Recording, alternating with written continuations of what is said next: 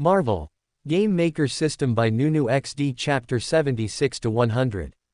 Hey, Tony is going to play the Fortnite tutorial but he doesn't have any friends to play the tutorial with him. Is he going to play this alone? I don't think so. Don't you remember that the streamers who sold the invites played with bots on their team, to help with the tutorial on how to revive players? True, so Tony is probably going to play with a bot, right? I think so. Comments like that surfaced in Tony's livestream chat.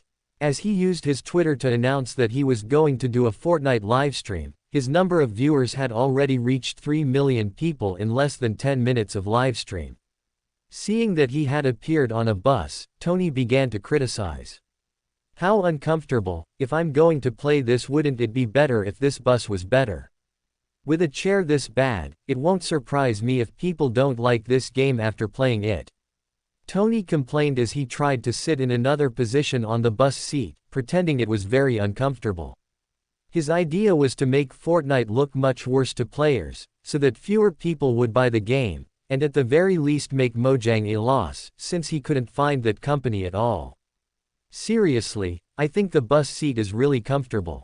An unfamiliar voice came from the backseat where Tony was sitting. Looking back, Tony saw that there was a man with long black hair and a neatly trimmed beard. Tony had to admit that this man's appearance was very good. In his mind, maybe this man's appearance was even a little close to his appearance. "Who are you?" Tony asked with a furrowed brow, as he didn't think anyone else would show up with him in the game. "I'm your teammate for this tutorial," the man answered as he shrugged.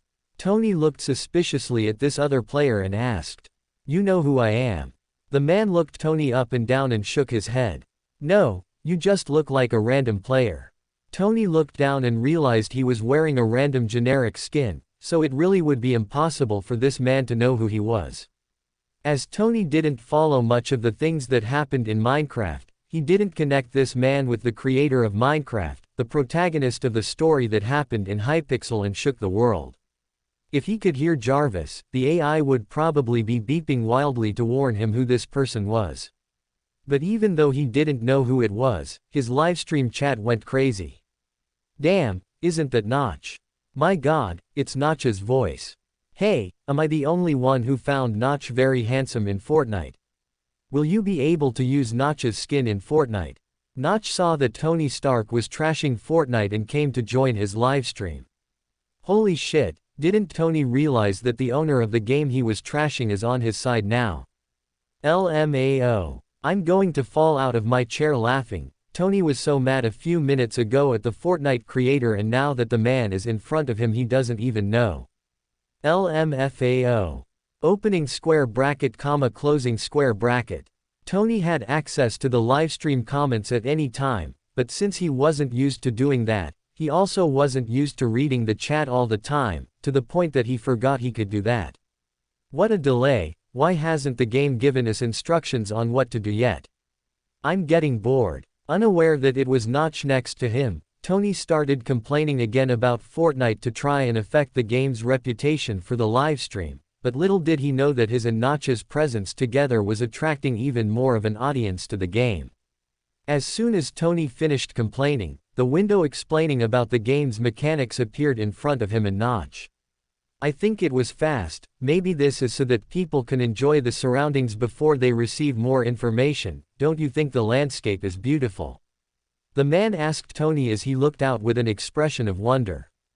Tony heard the man's question and looked at the window and had to admit that the view of it was very good. After all, unlike in real life where people can't see that far, here in Fortnite nobody had myopia, so everything had a beautiful resolution even in the distance. But he wouldn't admit it. HMPH, just that view. In my armor I've seen much better things. Maybe the game developer just doesn't know what a good view really is. If Mojang emailed me asking for help, maybe I could help them out think of a better landscape for players to see from up here. Really. I still really like this view. The man just ignored what Tony said and confirmed again that the view was very good. The view really is very good. Look how cool that giant chair is. I like those big mountains with snow. Is it cold in that place? Lol, look how angry Tony is getting. Notch must be doing this on purpose. Yes, I also think he's doing it on purpose. Ha ha ha ha ha. Opening square bracket comma closing square bracket. Tony actually got a little frustrated with this partner of his, as this man wouldn't let him criticize Fortnite in peace. Because of that, Tony didn't say much and just jumped from the front door of the bus before not wanting to talk to this man anymore. As he had been flying in his armor for some time, Tony wasn't afraid of heights, especially knowing that this was just a game. But to Tony's disappointment, as soon as he jumped, the man also jumped after him, staying very close to him as they fell. "Hey, isn't this free fall fun?" the man asked with a smile as he amused himself by falling through the air. Tony snorted without answering this time, as he also liked the feeling of free fall with just his body, without any parachutes.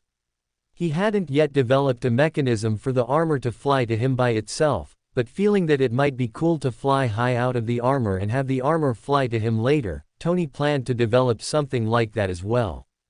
But he didn't admit it was fun. "Hey, talk to me," the man said, smiling. What? Tony ignored and stayed upright to fall faster and get away from this irritating man. Lol, Notch really looks like he came to play with Tony specifically to piss him off. "I'm going to die laughing." The mighty genius, billionaire, philanthropist, CEO of Stark Industries, was being pissed off by Notch in front of millions of people because of such silly words. "Notch is pretty mean, lol. Tony looks like a tsundere."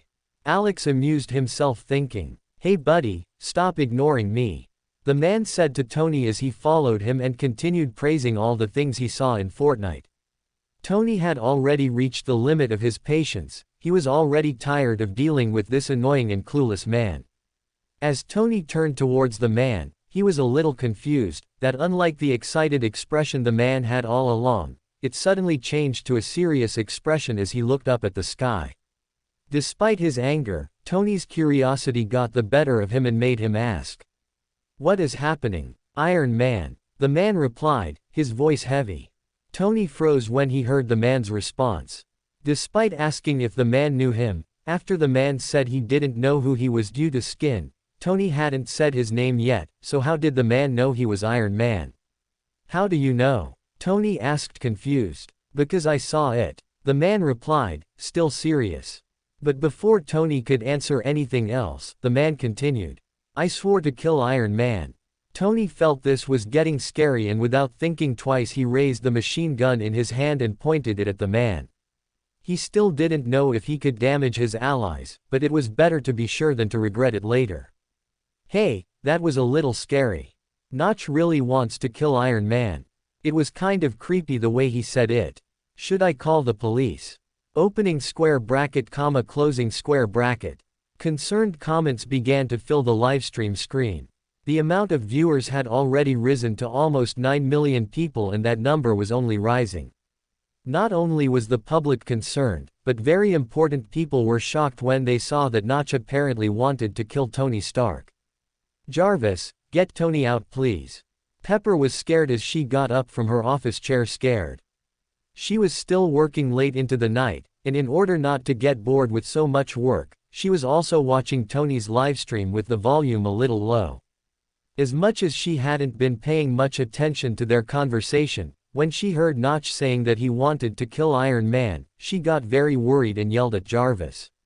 "Ms. Potts, Mr. Stark is not stuck in Fortnite. From my readings on his physical and mental state, he just didn't want to leave the game." Jarvis replied in a calm voice, which relaxed Pepper a bit. But with that feeling in her chest and in such a dangerous situation, she lost all desire to work and ran to her car, on the way to Tony's mansion, to be on standby in case something happened. "Why do you want to kill Iron Man?" Tony asked tensely, still not knowing how to handle this. The man finally stopped looking at the horizon and looked at Tony with a small smile, without answering his question. "Are you listening to this?" Tony was a little annoyed that the man ignored his question, but listening carefully, Tony began to hear a very familiar noise. Despite being quite low, Tony was able to identify this noise quickly. "How is that noise so realistic?" he asked shocked. "It must have been dedication," the man replied with a bit of pride as he looked back at the horizon. Tony still had the gun pointed at the man, but his eyes were also looking towards the horizon where the man was looking. The audience was very confused when they saw the two looking at the horizon, as the livestream quality was not that realistic, so they had to wait a few seconds to understand. But soon after they too saw and heard, in the sky on the horizon there was a figure flying. And of the nearly 10 million people watching the livestream, only a few didn't know what it was, but everyone else soon understood. Flying in the sky of Fortnite, just like in the trailer they watched for the game, there was a red and gold armor flying. It was Iron Man.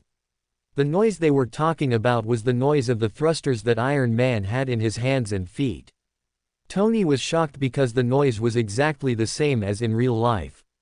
To Tony's surprise, the man next to him looked at him excitedly and said, "I saw someone saying on the Hypixel that if you killed Iron Man you might get some special item.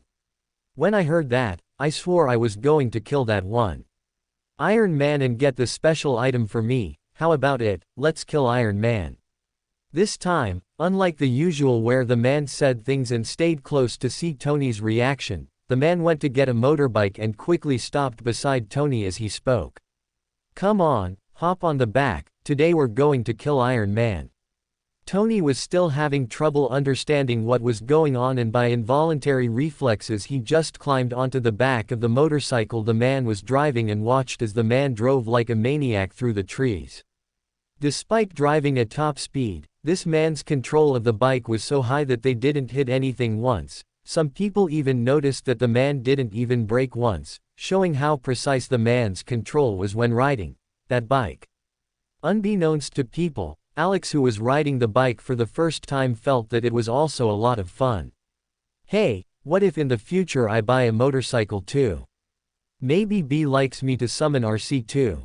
Alex smiled as he rode the motorcycle and thought of the female Autobot who had the ability to transform into a motorcycle. As Alex thought about the bike, both Tony and the current 10 million viewers were shocked by the turn of events.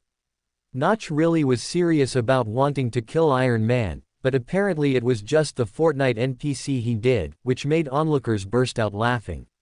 Even Pepper breathed a sigh of relief and felt that the situation was a little funny. Mainly seeing that the confused Tony really was on the back of that man's motorcycle on his way to kill Iron Man. Who would be crazy to send Iron Man himself to go kill Iron Man? Tony's confusion was very strong, not believing that he was really going to kill Iron Man. Tony Stark. WTF. Whoa, look how realistic the armor is. Wow, it looks like Iron Man really is there.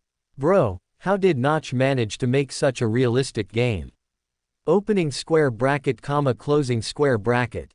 Audiences were shocked when they saw how realistic Iron Man's armor was flying from afar. Not only was the audience shocked to see this, Tony Stark himself was shocked as well. As the creator of the armor, he could see that this version of the armor in Fortnite was indeed a perfect replica of his Mark III armor.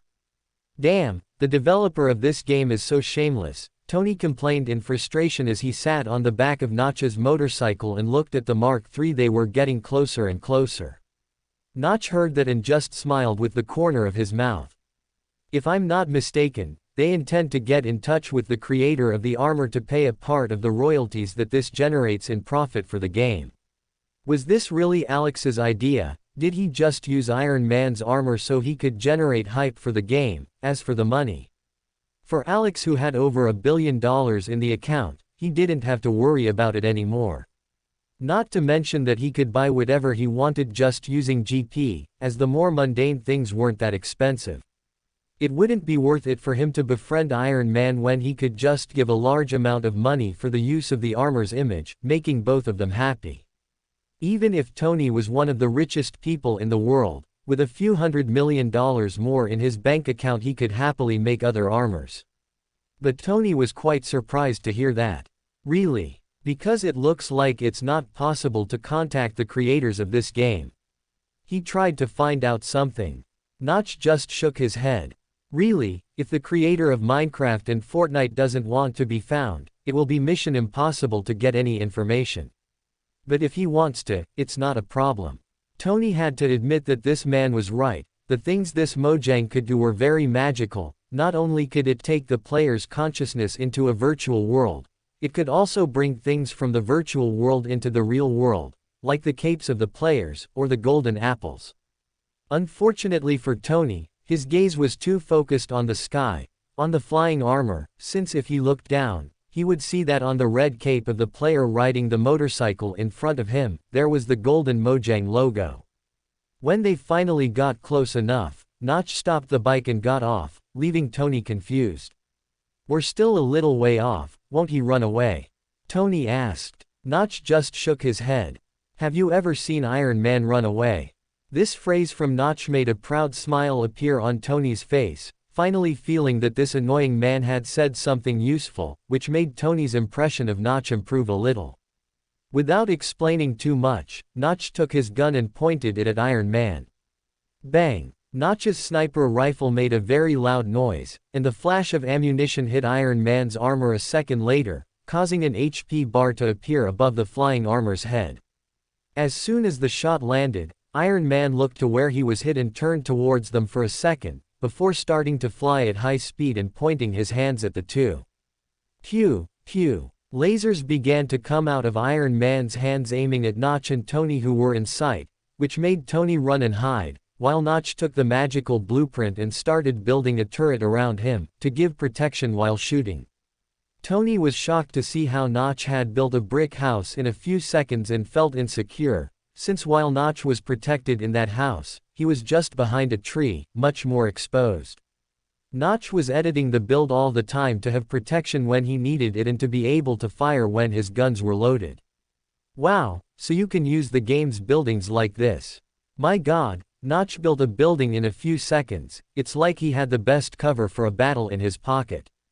Seeing the comparison between how well the game creator and ordinary players use building in battle, it's clear that he already made this building system with the purpose of serving as a mobile fortress. I don't think anyone could think of doing something like that in the tutorial, right? The streamers I've watched at most have made some ramps to protect themselves, but no one has made a house like Notch. Opening square bracket, closing square bracket. The speed that Iron Man's life was descending was high, but not enough. In a short time he got close to Notch and Tony and his shots got even faster. With so many lasers fired, Notch was safe, but Tony who was running felt that this was unfair. Why was Iron Man focusing on Iron Man? Hey, why don't you build it too? Tony heard Notch's voice on his ear communicator and was startled. Yes, I can build too, why didn't I think of that before? Tony was quick to switch the gun in his hand to the magical blueprint, and without changing the material he started desperately putting wooden walls around him, and then switched to floors and filled in the roof, finally feeling safe.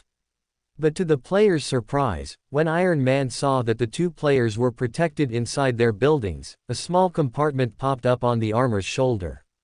A lot of people on the livestream didn't pay much attention to this little compartment, but when Tony saw it coming up he was shocked.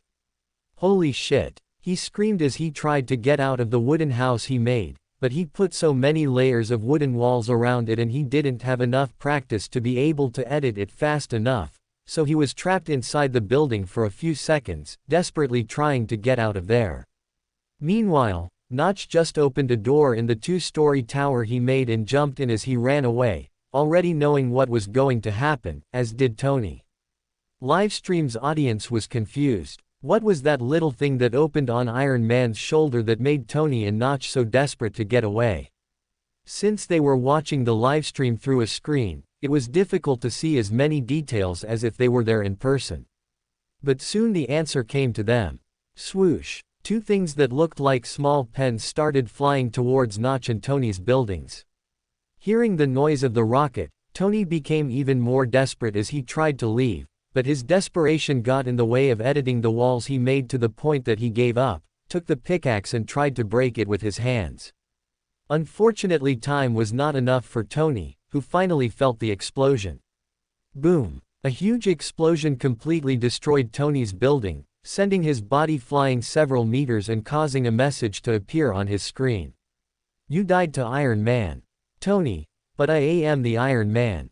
Tony was so furious about dying to the missile he invented for his armor that he didn't even wait to see the result and stormed out of the game.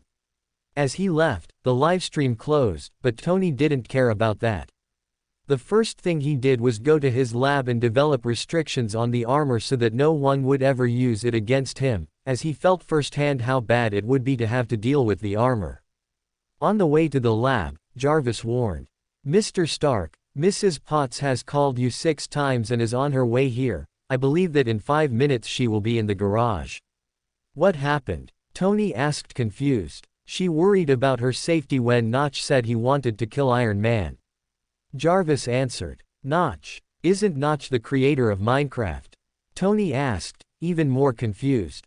According to the reaction of livestream viewers and some news sites, the probability that the player who was with you in that game is Notch, the creator of Minecraft and Fortnite, is greater than 90%. Jarvis warned in his robotic voice. Hearing this, Tony became sluggish. Remembering everything that happened, the way the irritating man was acting, and the man taking him to go kill Iron Man, it was obvious to Tony. Motherfucker, was this all something he did to piss me off? Tony was furious as he remembered that man's smile while praising Minecraft on his livestream. Before Tony gave any orders, Jarvis kept saying. Shortly after the alleged Notch in the video said that he would contact Iron Man to pay royalties, an email from the recipient Notch@mojang.com arrived in your personal account, sir, and the email content explained that portions of the profits received from Fortnite this month would be transferred to your account if you were interested. Tony was quite pleased to hear this, as finally Mojang was showing how much they respected him. Although they never asked permission to wear the armor, at least they were willing to pay. He knew that if Mojang didn't want to pay anything, he would be forced to just take it quietly, since he couldn't even figure out the company's email address. "Were you able to find anything out of his email?" "No sir, despite trying every way to trace this email, I couldn't even figure out the domain this email was created from." Jarvis answered. Tony nodded, as he already imagined this outcome. "And what will my share of the profits be?" "They didn't specify in the email, sir." Jarvis answered. Tony frowned, knowing how irritating Notch was. If he didn't say how much he'd get paid for it, Tony already started to imagine the worst. "This man can only pay me 0.1% and say that counts as royalties." Tony got frustrated again, but at least now he was getting something for it. "Don't give up on finding Mojang, Jarvis, and if you get any news about Notch, notify me immediately. Try to reply to the email and arrange a face-to-face meeting with Notch." Jarvis just agreed to it and Tony went back to focusing on the armor before Pepper arrived. After Tony left, Alex also logged out of Fortnite, but even though the livestream was over, the 14 million viewers were still talking a lot about what they saw. News sites were talking about it in dozens of different languages, while people from all over the world paid attention to this strange game that even Tony Stark played. Especially the scene where Stark dies for Iron Man, it soon became a meme around the world. What Alex didn't know is that not only were people all over the world interested in Fortnite, people from another world were interested in it. "Hey Heimdall, tell us about that Hypixel war in the mortal world," Thor said excitedly as he returned from a mission to another planet. Heimdall looked at Thor and his group of friends and sighed. It was a great war. Millions of mortals participated in it, the amount of defeated enemies was countless, even 2 gods joined this battle. Hearing this, Thor and their group were stunned. "What gods joined? Do I know?" Heimdall just shook his head. "Not even I know them. I couldn't identify if these beings are gods in reality or just gods in that world called Minecraft, but with the strength they showed, I would say that their power can compare to the best warriors of Asgard." It made Thor's blood boil. He loved to fight, but the gods of other pantheons he knew were pretty peaceful, just enjoying drinking and fucking, so knowing that 2 powerful gods had arisen made Thor's blood boil, even if maybe it was just in that world. "Tell us the details of this war, Heimdall," Sif said excitedly, as she also loved a good battle. Heimdall nodded and without looking at them, he started to tell what he saw, as he was still working and had to keep an eye on the 9 realms. "After what I told you mortals." Hearing Heimdall's explanation, the young warriors became more and more excited, even more so when they heard about the Green Warrior fighting a giant monster, and about the dragons trying to destroy the city before the mortals dealt with them. Bloody hell, too bad there aren't wars like this for us to participate in, Thor sighed in disappointment. But Heimdall said something that got the warriors excited. Apparently, the god who created that world is now developing a world like a mortal battlefield. A place where 100 mortals will compete for resources and only the last one standing will emerge as the great champion. Heimdall talked about Fortnite, and how it worked. Thor and the warriors were shocked to hear this. A place where you can go without worrying about death, where only the most powerful out of 100 fights will emerge victorious, even with a ranking system of the most powerful among all competitors in history. Facing his friends, Thor said in a serious manner, "We must participate in this." Which was met by the rather excited nods of his companions, who despite returning from a mission where they had to deal with some enemies, it wasn't even enough to make them sweat. Unbeknownst to Alex, Asgard's most inconsequential warriors had their destiny changed, as they now wanted to go to Midgard and fight other mortals for the title of champion. Especially Thor, who once had a plan to cause some trouble in Jotunheim, now just wanted to go to Midgard and have some fun. Only one person noticed this change, Earth's Sorcerer Supreme, who noticed that the timeline was shifting into something else entirely. Nunu note, thank you for your support, it will not be possible without you laughing face.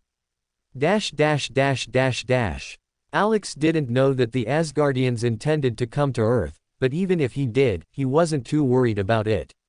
Since Fortnite was announced, Alex noticed that the amount of daily Minecraft viewers was going up a lot, while there were people who put her livestreams on as if they were playing Fortnite, while actually dedicating their time to be able to analyze what was released from Fortnite in the trailer or beta that other players were able to play. Unfortunately, after the tutorial was completed, players could no longer play, so they would have to wait for the tournament to take place in a few hours. 70 million games sold minus $1,400,000,000. Available gaming points, 5.800.000. This large amount of news also made Minecraft sales also increase a lot in a short time. Every hour at least 1 million units were being sold. And Alex's profits weren't limited to that, as he also received GP and money through players' VIPs and private servers, which despite being quite cheap for each player, but when everyone paid Alex's current income just from that it was already at $400 million. Adding to Minecraft sales revenue, Alex was already at almost 2 million. Thinking about how he had been thrifty when buying things to leave the house the first time, worried that there wasn't enough GP for him to be able to develop the things he intended in the future, finally Alex became more relaxed, since imagining the income of Fortnite, which was far superior to Minecraft, with the release of the game he could take it easy and make a lot more games at a time. With Fortnite hype growing, the time for the tournament was finally upon us. But despite the curiosity, even with just over an hour left for the tournament to start, there were still millions of people in Minecraft, as it started to be part of people's routine. In front of what looked like a coffee shop in the center of Hypixel, a group of strange players were looking around as they walked on the street of Hypixel. Because of this group's skin, the surrounding players soon deduced that they were newbies, since among the group there were 4 players with Steve's skin and 1 player with Alex's skin. The 4 were looking around with a lot of curiosity. "Hey Thor, looks like we won't be able to participate in the tournament." One of the Steves asked the Steve who looked like the leader. The Steve with the name Thor above his head turned to the Steve he was talking to now, who had the name Hogan, and replied a bit disappointed after hearing a random player's answer when they asked about the tournament they were playing. Would happen. It looks like we'll only be able to watch this current tournament, as all seats are full, but the next ones will apparently be public, so we'll be able to prove ourselves. Hearing Thor's explanation, the other Asgard warriors got excited again. That's good, haha, I'm really excited for this. I'm glad the God King arranged this good stay for us, so we can enjoy this great training in the future. Thor nodded, also quite satisfied. Although his father placed a condition on him, which was that they must come back strong enough to deal with whatever opponents he chose, to prove that they were worthy of this training. So when they weren't playing, they would have to practice together with the other disciples where they were. Odin told Thor that this place was a training point for Midgardian sorcerers, where the leader of this place was a woman almost as powerful as he was, which caused Thor to be shocked. Luckily the woman was very understanding about them wanting to experience the tournament that would happen, and said that their training would not take place until the next day. So, with her help, they managed to buy Minecraft and get into this magical world to get acquainted. Suddenly, Thor saw a window floating in front of him. Do you want to participate in the first Fortnite World Tournament live event? Thor saw that his companions also received this window and the 5 of them decided to click on the accept button. As soon as their finger touched the button, they felt their surroundings change, changing from a place like a big city, to a gigantic stadium with the appearance of a Roman arena. Thor looked to the side and saw that his companions had also been teleported with him, and besides them, there were thousands of people appearing around as well. Some people were confused, while others were confident and just walked forward, confidently entering the stadium, which made the confused ones just follow these people as they looked around curiously. Thor and his friends weren't afraid of anything, so they just walked on observing the surroundings with even more curiosity. To their surprise, some people lined up in a line and bought some very interesting things. Hey buddy, what's that? Volstagg curiously asked another player who was holding a few different items. The player looked at the 5 rookies in front of him and felt that he could help these people. These things are souvenirs that people can buy. Here are some special t-shirts you can buy to wear to your characters in the future, different from the t-shirts that are available. He said as he pointed to the t-shirt he was wearing, then added. These things here are just consumables. We don't really feel hungry in the Hypixel, but since we are going to watch the tournament, then it seems that we can also buy food and drinks to consume while watching, which makes it much more fun, not to mention it's pretty cheap, hee. Hearing this explanation, the eyes of the 5 lit up, since if there's one thing that Asgardians are good at, it's eating, and the only thing better than eating, is drinking. They have mead? Volstagg asked excitedly. The player smiled as he lifted his glass. You can buy this self-filling cup. You only have to pay once and whenever you want it will be filled with whatever drink you want. Magical, right? Though after the tournament the cup's magical effect will disappear. The eyes of the 5 Asgardians shone even brighter. Could they drink any beverage with just a thought after buying this magic cup?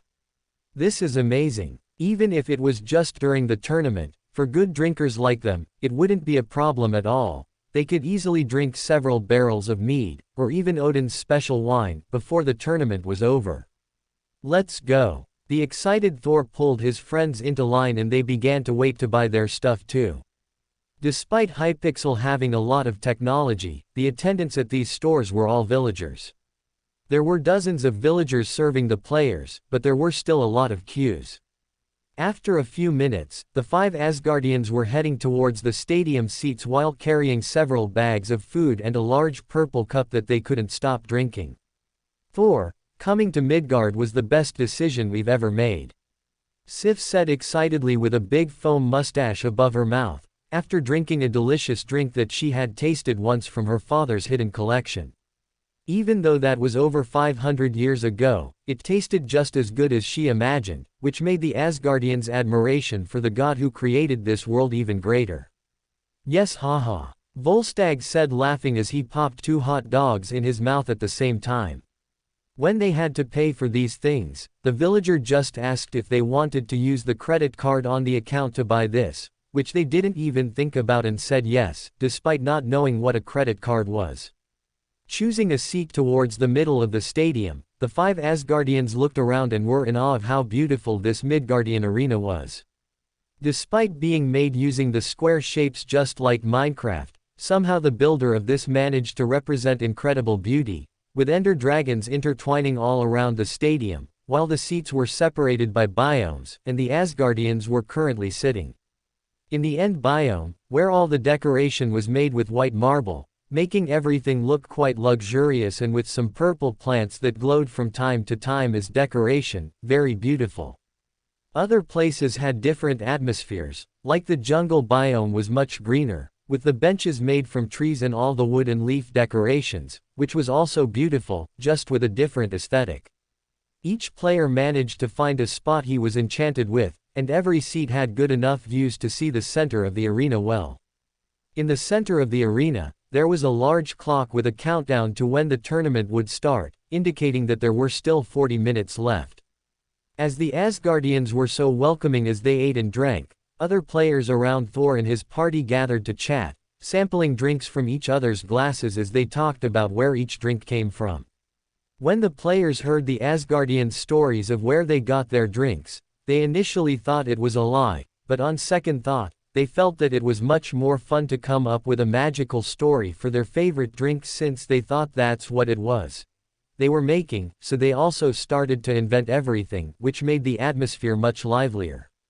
The Asgardians didn't know that the players were making up stories, and they really believed that a very sweet and tasty black drink was made by a great alchemist who mixed the acid of a powerful serpent with the poison of one of the most addictive plants in the world, creating this drink that, despite being dangerous and deadly, was a favorite of the Midgardians. When they tasted this drink, the Asgardians had to admit that this snake's acid was so powerful that they even felt their tongues tingling, although the sweet taste was also very good. As people laughed and played in the stands, the last people finished getting into their seats. When the players looked around, they felt that there were at least 100,000 people in this stadium, and when they received messages from their friends, they found that there were yet several other stadiums. For now, only Alex knew that there were currently 48 million divided into 500 stadiums. If Alex only charged $1 per ticket, he could earn $50 million in a few seconds, but he preferred to adopt a different monetization choice. Admission to participate was free, but consumables at the stadium were paid. The infinite drink cup cost $1, the tray with infinite food also cost $1, while the championship exclusive t-shirt also cost $1. All in all, in order to have the best experience and walk away with the goodies they wanted, players would only need to shell out $3, which players felt was very fair, causing approximately 95% of players to purchase all three items. Altogether, with these three items Alex received $136 million, or 684,000 GP, all in less than an hour. That's why so many companies invest in esports, it's very lucrative. Alex got excited as he looked at the numbers going up. There were still millions of people watching the livestream he opened on Twatic, which filmed everything around him with a drone controlled by an AI he developed for 40 GP to provide the best experience also for people who didn't have Minecraft or who couldn't join in the game. When these people saw the Minecraft players at the stadium, Minecraft sales soared even more as even more people wanted to be a part of it in person. The moment the timer showed that there were only 10 seconds left, the players in the stadium started counting along with the timer. 10, 9, 8, 7, 6, 5, 4, 3, 2, 1. Opening square bracket, closing square bracket. Welcome to Fanfic Audiobook, your go-to place for immersive audiobooks. If you enjoy the content, don't forget to like the video and subscribe to our channel for more amazing stories. Nunu note: as I had trouble posting chapters for a few days, I'll post 1.4k word chapters to fill the Patreon tiers for you. When we have 20 advanced chapters again, I'll come back with the 2k word chapters. Sorry for the inconvenience. When the countdown finally reached 0, players in the stadium soon saw the beginning of the first Fortnite tournament.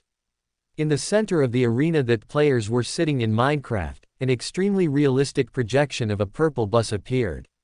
On this purple bus, there were 100 people sitting while looking at a map projected in front of them. Spectators could see the names of all the players on the bus, but the players could not name anyone who was there with them.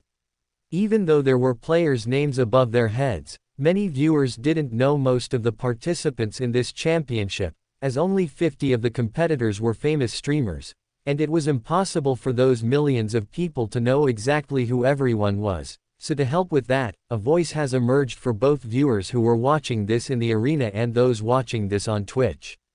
Welcome everyone to the world's first Fortnite tournament. A very familiar voice came to the players' surprise. For those watching in person, they saw a person sitting on a bench while being projected in the corner of the arena, while for Twitch viewers, they saw a small screen appear in the corner of the stream. The person there was known to everyone, Notch. To the surprise of many, today we have an incredible 200 million viewers for this incredible tournament.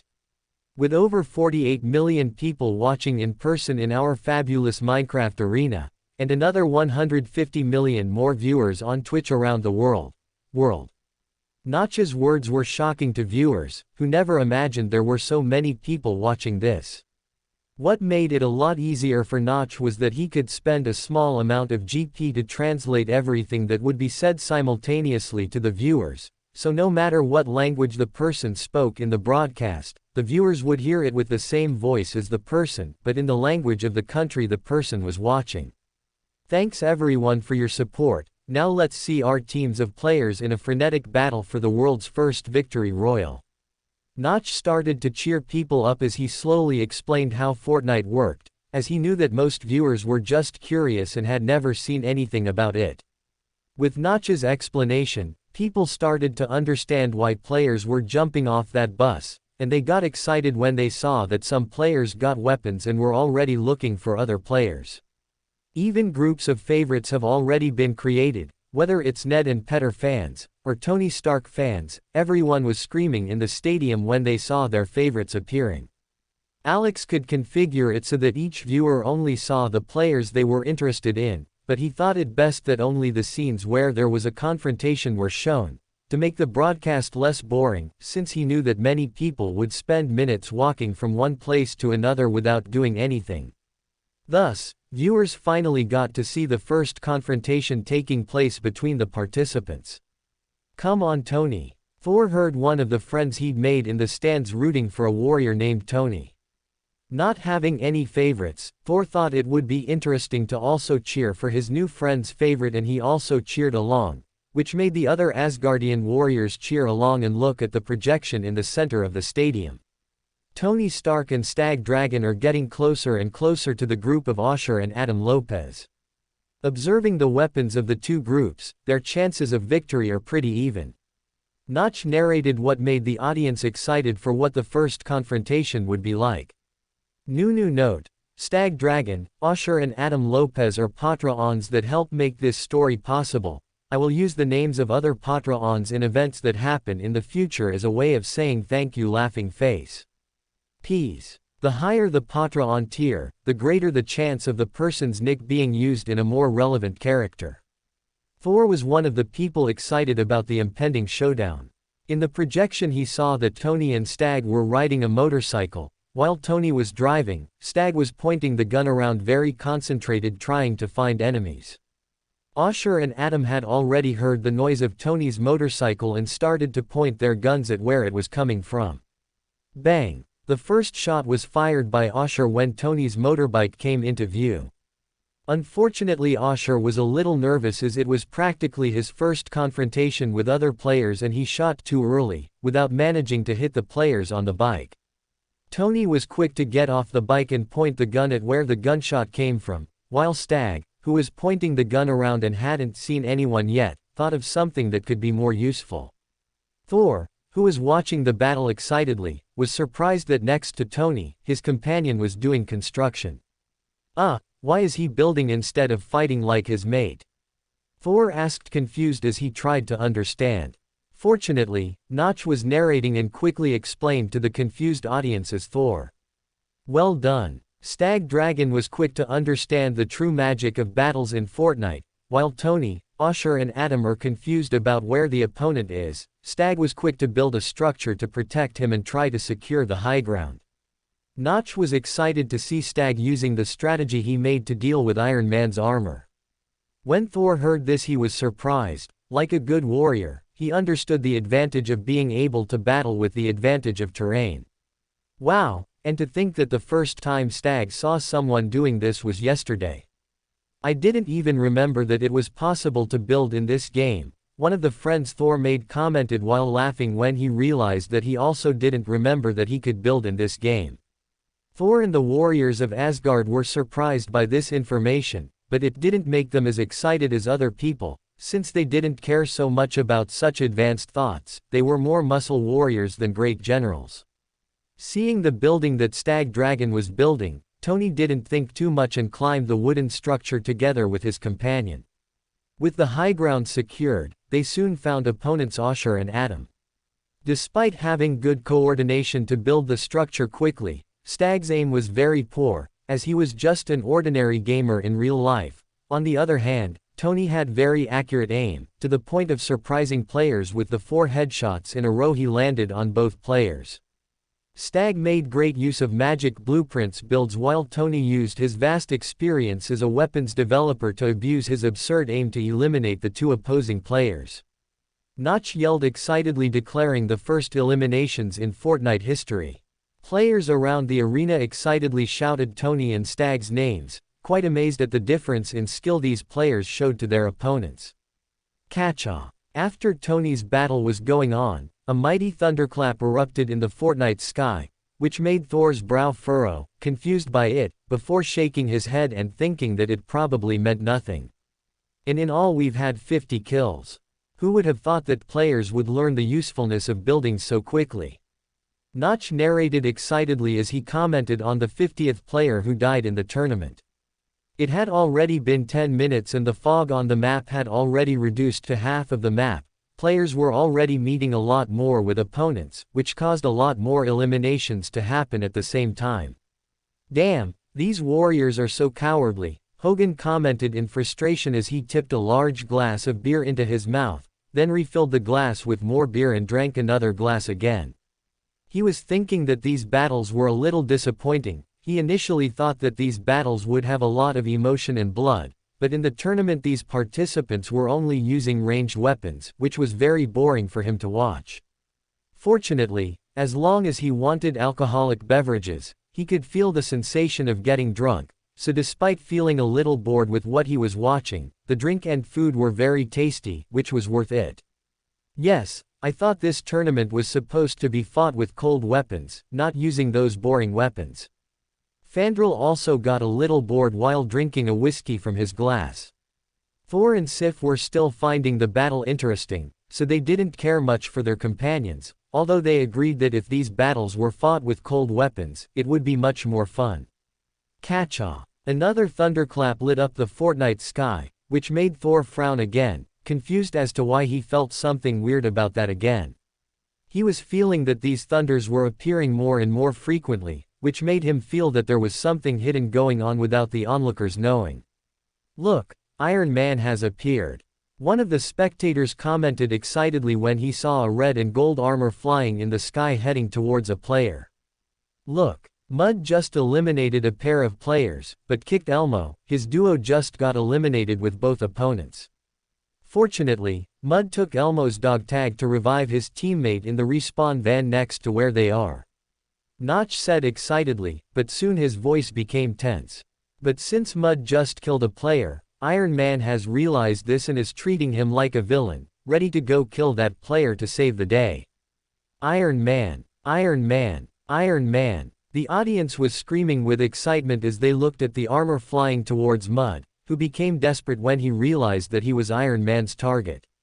When they saw Iron Man killing Tony Stark, they were shocked at how strong this armor was, but soon Notch's words came. They say you can receive a powerful reward if you defeat Iron Man, Notch said while smiling at the scared Tony the day before. With that in mind, Mud kept his partner's dog tag and ran towards Iron Man. He knew that his aim was not the best, nor that he was the fastest builder among the 100 players, but thinking that with the prize he received from Iron Man he could win this, Mud got excited and felt that he was able to defeat this mighty foe. But he wasn't the only one heading towards Iron Man. Wow! Mud wasn't afraid of Iron Man, in fact he intends to kill our favorite hero. Notch said excited about this player's reaction.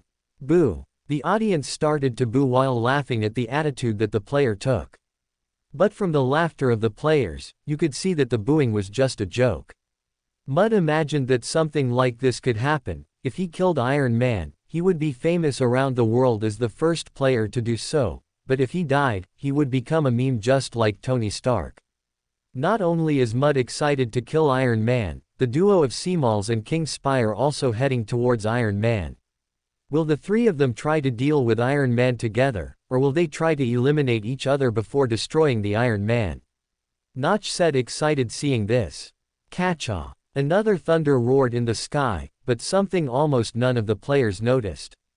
Spectators were very excited seeing the three players going in the same direction and wondering what attitude they would have when dealing with Iron Man.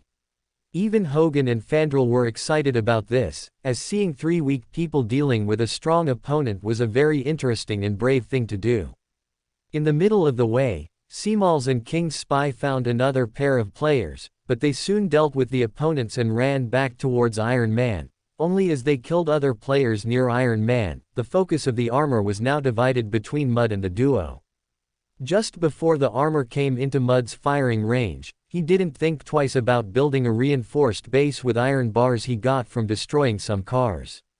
As his construction speed wasn't as fast as Notch's, he decided to make his base in advance since he knew Iron Man would come to him anyway. At the top of the tower, Mud grabbed his epic Scar H and started shooting at the armor without a second thought. Bang bang bang. Being targeted by gunfire, Iron Man didn't go vegetarian and also fought back, shooting lasers at Mud whenever the player showed their head above his turret. Mud managed to dodge a few shots, but when one of Iron Man's lasers landed, his total HP was halved. Fortunately, the duo of Seamals and King Spy also appeared in Iron Man's range, causing his target to switch from Mud to the two, as they hadn't built anything. The shot hit King quickly, leaving the player scared to realize that he only had 10% of his total HP left, as he lost a little when dealing with the duo they eliminated a little while ago. Seamals was quick to make a wooden barrier, although he wasn't as quick to build as Notch either. He could put up some walls with ease. While King was healing, Seamals also started shooting at Iron Man. He saw that another player was shooting at the hero and that the damage done to the armor was too little, so he would need to shoot too, or he would be eliminated right away. Mud also saw the shots hitting Iron Man coming from another direction, which made him a little less nervous, and he fired as well. With that, the speed with which Iron Man's life was decreasing was much greater. Unfortunately, King Spy was killed during the confrontation, leaving only Seamals and Mud to deal with the hero. In 1 minute the two spent at least 120 ammo each, and the total amount of armor health was only at 5%. Feeling that it was enough for them to be able to kill the armor alone, as if the two had a tactical understanding, their target was switched from Iron Man to each other. That's amazing, they didn't even have to say anything and the target of the two was changed from Iron Man to one trying to kill the other. But unfortunately Seamals doesn't have much of a chance, since Mud has the advantage of the high ground, Notch said a little sadly by the player. Wait, what is that? Confused viewers didn't understand what Notch was talking about until they saw the screen zoom in on a mountain close to where the confrontation was taking place. There were two players there. One was lying on the ground with a sniper rifle pointed at the confrontation, while the other player had an SMG pointing around a little nervously, but apparently serving as a guard for the other player. Above the heads of these players, the audience could see two very well-known names. Ned the King, E.P. Parker. Wow, who would have thought that while Seamals and Mud were fighting each other, Ned and Parker were prepared to kill the winner of the confrontation. Notch narrated excitedly, which made the stadium audience scream excitedly. Even Hogan and Fandral were excited to see this turn of events, and with how excited the other spectators in the stadium were, they were infected by it and also began to shout excitedly. That was why Alex decided that it would be possible to watch the tournaments in the stadium, since the feeling of cheering with teammates at his side was much more contagious and fun than watching alone. Ned, I'm your fan. One of Thor's friends squealed excitedly as he jumped at the sight of Ned pointing his gun at Mud. Thor didn't know who Ned was, but he was also excited as he saw this player taking advantage of the chaos to defeat the other two players. Blimey, Loki would like this Ned guy. Thor laughed excitedly after taking a bite of the large ham he was holding. Sif nodded in agreement with Thor's statement. With Loki's personality, the likelihood of him staying hidden the entire game and only killing unsuspecting players was very high. he would probably want to see the way Ned was playing. Ned, who had perfect aim from mud, had a small smile on his face.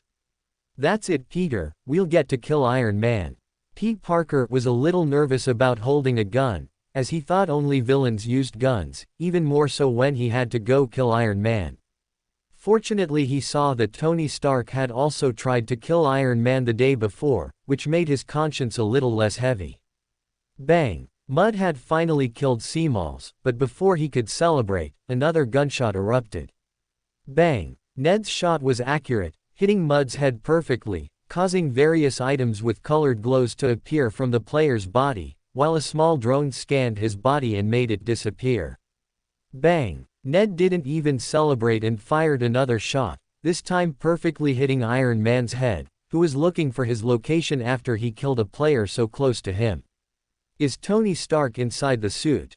a player asked in the stands, which made the other players curious as well, since they knew that the real Tony Stark was in the tournament. Would it be strange for someone to use the Tony Stark skin while the real Tony Stark used a standard skin? But much to the frustration of some players, the armor started to fall apart after HP reached 0, but the inside was empty. "Ned, look, 2 shiny items." Peter squealed excitedly as he pointed at the items that fell from the armor. Ned's eyes widened as he mounted the bike beside them and started riding towards the items the armor dropped. You can see that these items that dropped from the armor are not even golden, but rainbow colored, as they are one level above legendary items. These are mythical items. Notch explained to the confused onlookers. Mythic items only appear in special events, and can only be obtained through special methods, like killing Iron Man. Let's see what these items can do. Catch-all. Another thunder rumbled, but this time Thor apparently understood something by that thunder and was a little shocked by its assumption. "That's not possible," he said in a low voice only he could hear as he looked in the direction the thunder fell, which was perfectly in the center of the map. Apparently no one else noticed it, but as the gas mist was closing in that direction, it was only a matter of time before someone found this abnormality. "It's a boot and a glove." Ned squealed excitedly as he looked at the items. "But you can only equip one at a time, it's not possible to fly and shoot with the gloves at the same time like Iron Man." Peter sighed as he imagined himself flying and shooting lasers like Iron Man. How cool would that be? "Which one do you want?" Ned asked as he looked at Peter. Peter thought for a while, before finally choosing the gloves that fired lasers, since he felt that holding a gun made him look too much like a bandit. Shooting lasers was something more heroic. Ned nodded and grabbed the boots, not thinking twice before equipping them and starting to fly around Peter with a smile on his face. "I can fly. Ha ha ha." Peter was looking at the gloves on his hand and tried to shoot a nearby tree. Phew. The shot was as powerful as it looked, making Peter's smile grow very wide as well. "Damn, this is really cool." A player in the stands said in frustration as he looked at the 2 boys playing with Iron Man's armor, something most people around the world have dreamed of doing but never could. "I want to fly with Iron Man's boot too." Another player complained, also frustrated that he couldn't shoot lasers out of his hands like Peter. Seeing the reaction of the players, Alex had an idea. "What if I release a pre-order? Maybe we can raise a few million GP before the game launches." Alex was excited by the idea and considered announcing it at the end of the tournament. With the new equipment, Ned and Peter went out looking for other players to kill, now that they felt powerful enough to kill everyone. The 2 were divided into different functions. As Ned could fly, he would be in charge of reaching a high ground and using his sniper to cover Peter, while Peter, who had little range because of the laser, had to go to the ground. He would listen to Ned's information and move according to his friend's commands. This tactic was enough to make their team's kill count go up from 4 kills to 9 kills in just a few minutes. Around the map there were other promising players who also had at least 10 kills, being the team with the player Hawkeye and the team with the player Panther. Meanwhile, in the center of the map were 2 players who found something unusual. "Hey, is that a hammer?" Tony asked confused as he looked at a large crater in the center of the map. In the middle of this crater there was a strange hammer that released some electrical discharges from time to time. Tony's partner Stag Dragon was looking at the hammer in confusion and replied, "How about we try to get this?" Tony felt that the idea made sense and went down into the crater to try to get the hammer, while Stag kept looking around to protect Tony from other players that might appear. When the arena camera showed what was happening to Tony, Thor and the warriors of Asgard were shocked to recognize the appearance of that hammer. "Damn, isn't that Mjolnir?" Thor was shocked to see the familiar hammer in the crater. "Damn, that hammer is too heavy," Tony complained as he tried to pull the hammer with all the strength he had available. Stag was looking at Tony trying to pull the hammer out, confused as he tried to understand how difficult it was, but he just stayed quiet as he paid attention to his surroundings. Catch-all. Finally, after 10 seconds of straining, Tony managed to lift the hammer off the ground, causing a mighty thunderclap to hit him. When the thunder hit Tony, his eyes started to glow and he felt a great power surge in his body, which made him quite surprised. "Hey, with that hammer I feel like I can kill anyone." Tony got excited as he swung the hammer back and forth. "But apparently I can only do one attack with it." This was a limitation that Alex placed on Mjolnir, as he defined that the hammer could be used to instantly kill an opponent, so this would at least have a limitation that it could only be used once during the entire game, and only a single Mjolnir would drop from heaven by game. Tony managed to get Mjolnir. Notch excitedly narrated as he made the camera zoom in on Tony looking powerful and lightning swirling around him. "This is the hammer of the legendary Thor, the god of thunder from Norse mythology." Whoa! The audience was shocked at how cool it looked while screaming excitedly. "Holy shit, Thor, is that your Mjolnir?" Volstagg asked in shock as he flicked his gaze between Thor and the hammer in Tony's hand. Even Hogan and Fandral felt that this battle was much more interesting now, as they saw that mortal was controlling the power of thunder just like their friend. Sif also looked at Thor not knowing what to say. Thor looked at the Mjolnir on the screen and was confused too.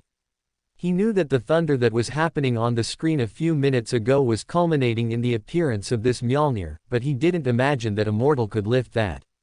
"Is this mortal worthy? Damn, I want to play Fortnite too so I can use that badass hammer," one of Thor's new friends said excitedly as he raised his glass, already a little drunk.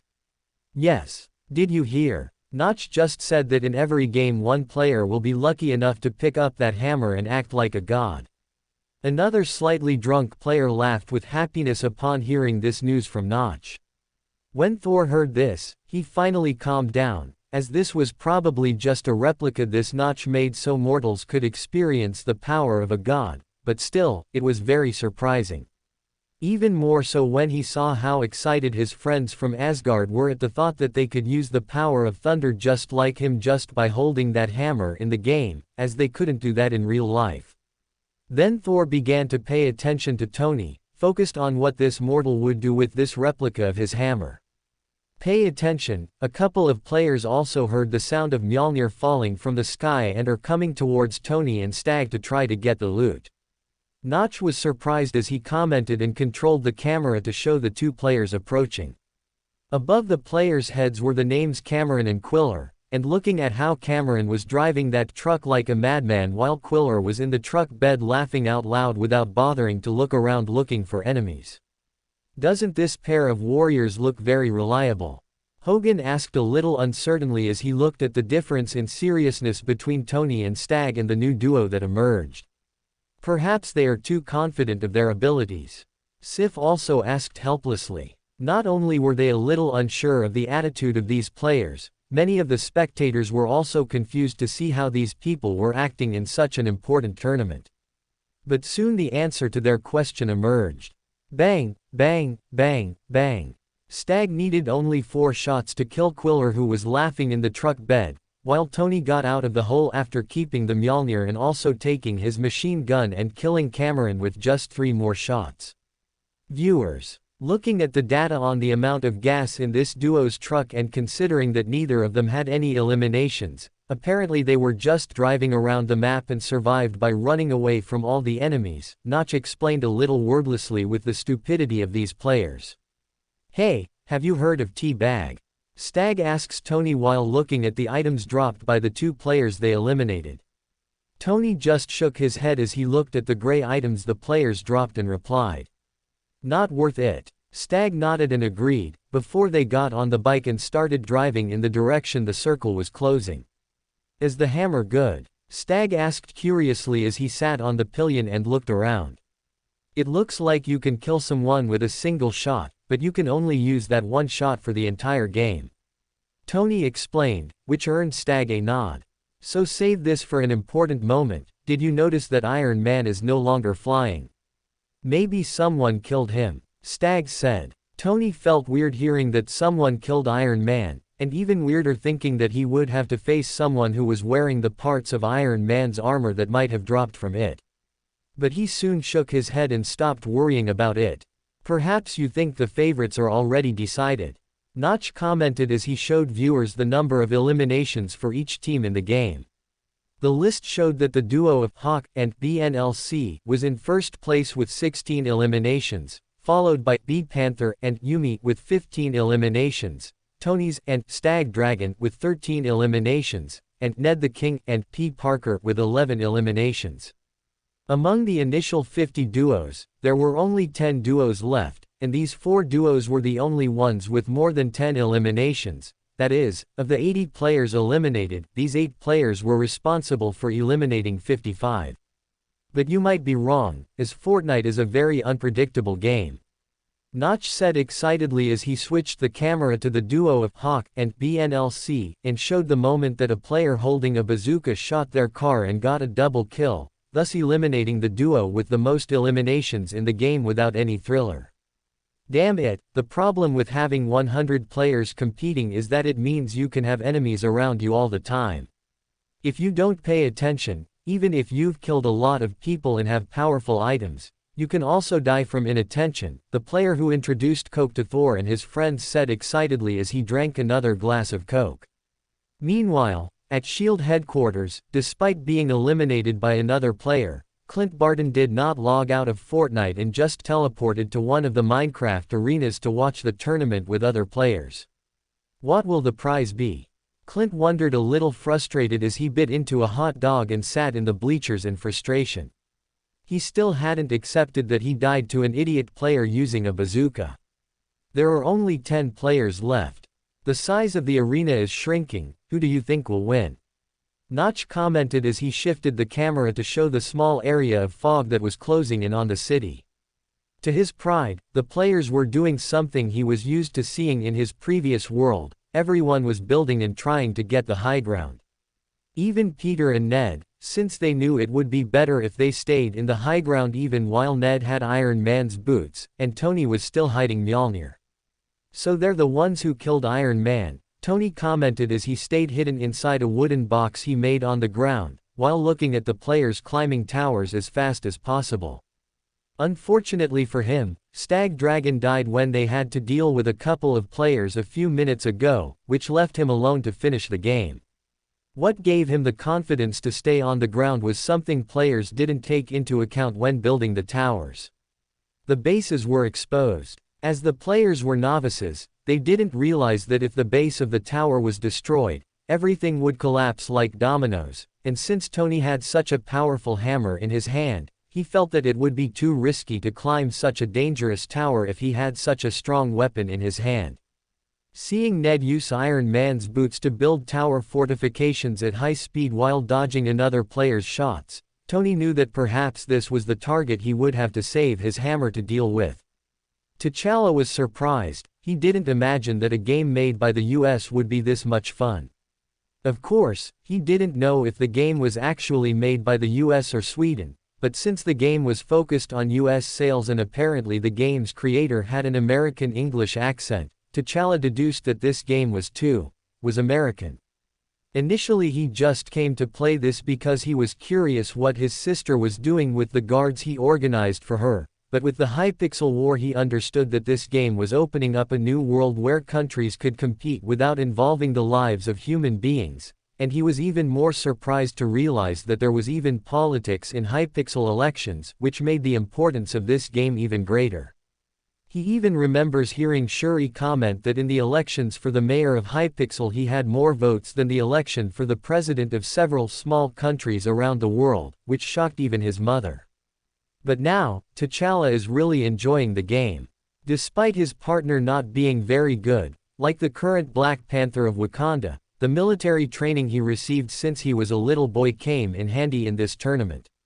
Mainly the option that he could quickly build structures using the magic blueprint he received from the game, which added a mechanic that was very different from the combat he had in real life.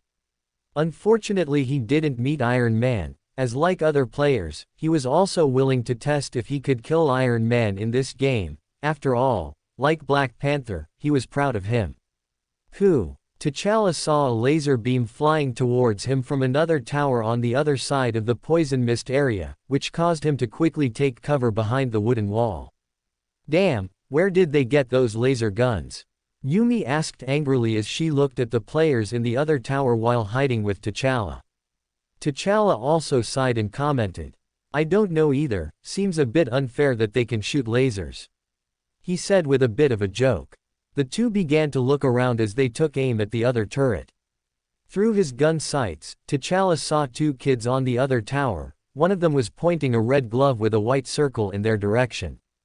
Damn it, they killed Iron Man, that laser came from the glove one of them got in the loot. T'Challa commented to his partner as he fled to the other side of the tower. Careful, Iron Man's laser can destroy a wooden wall with just one shot. Hearing T'Challa's warning, Yumi was quick to understand and also fled to the other side, abandoning the cover he was wearing made with the wooden wall, while quickly taking the magic blueprint to make metal walls, as he remembered that Notch was using this material to protect himself from Iron Man's lasers. T'Challa wasn't very good at building, so he relied on his partner to do it while taking aim with his sniper to shoot opponents. Bang! A shot was fired from his gun as he aimed at the other player, who was jumping at the same pace, but the opposing player equipped Iron Man's boots as soon as the gunshot noise was heard to float while jumping and dodged the shot. Damn, they have two Iron Man outfits. Yumi complained as she saw Ned floating with Iron Man's boot. Hey, what is he doing? T'Challa asked, a little confused as he noticed how fast Ned was gaining altitude in those red boots. The speed was so high and his flight so erratic that even T'Challa felt a little uneasy shooting the sniper at this moving target. On the other side, Ned, who was close to the maximum height limit allowed by Fortnite, quickly shouted to Peter on the communicator. "Peter, try to destroy the wall that's covering them." Peter didn't think twice before shooting, making T'Challa and Yumi look at him in fright, diverting Ned's attention. This was enough for Ned to substitute the equipped item from Iron Man's boots for the epic sniper he got, and attempt to target opponents while falling through the air. What play is this? If that shot hits, it could go down in Fortnite history. Notch said excitedly as the spectators in the stadium screamed excitedly to see such an amazing scene. This looks like a movie. Kurt said excitedly to the other X-Men who were around him in the stadium, not believing that something like this could work. Beside him, even Professor Xavier was amazed at Ned Thecking's ingenuity to think of such a crazy and risky strategy as this. At this point even Hogan, Fandral and Volstagg gaped at the skill this mortal had to perform such a risky attack.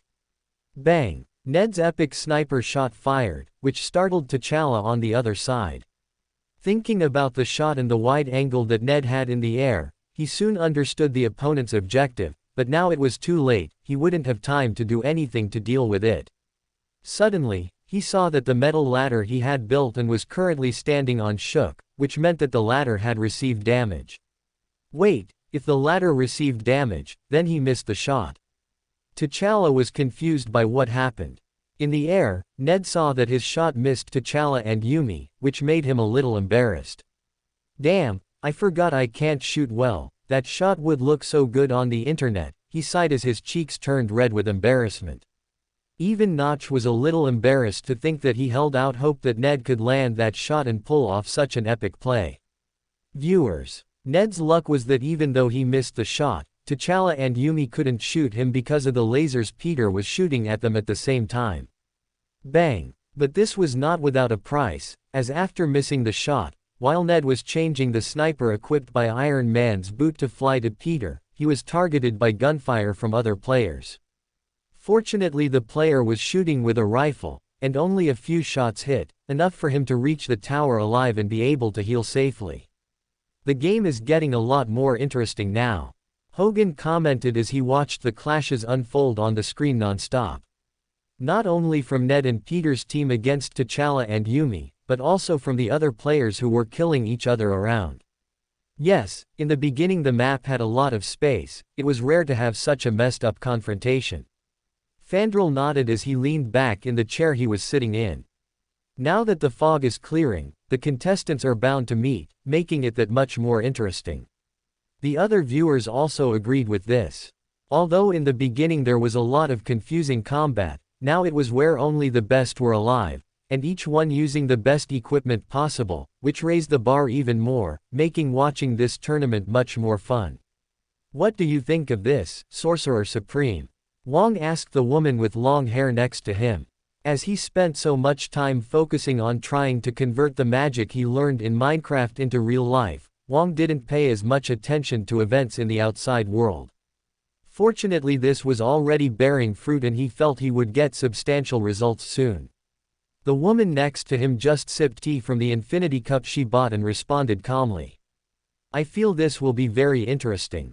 Especially thinking about the training of young sorcerers. Although this new game will not have any new spells, it will still be very useful to develop battle instinct and reaction speed for newbies. Wong thought about what she said and had to agree, thinking that normally it was already so dangerous for new sorcerers to get life and death combat experience. Being able to train that in this new game could greatly decrease the amount of deaths they would have when facing demons in the future.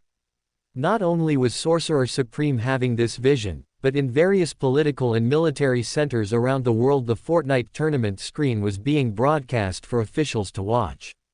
So you want to implement this as part of mandatory training for soldiers, General? The US President asked one of the generals sitting next to him in the White House briefing room.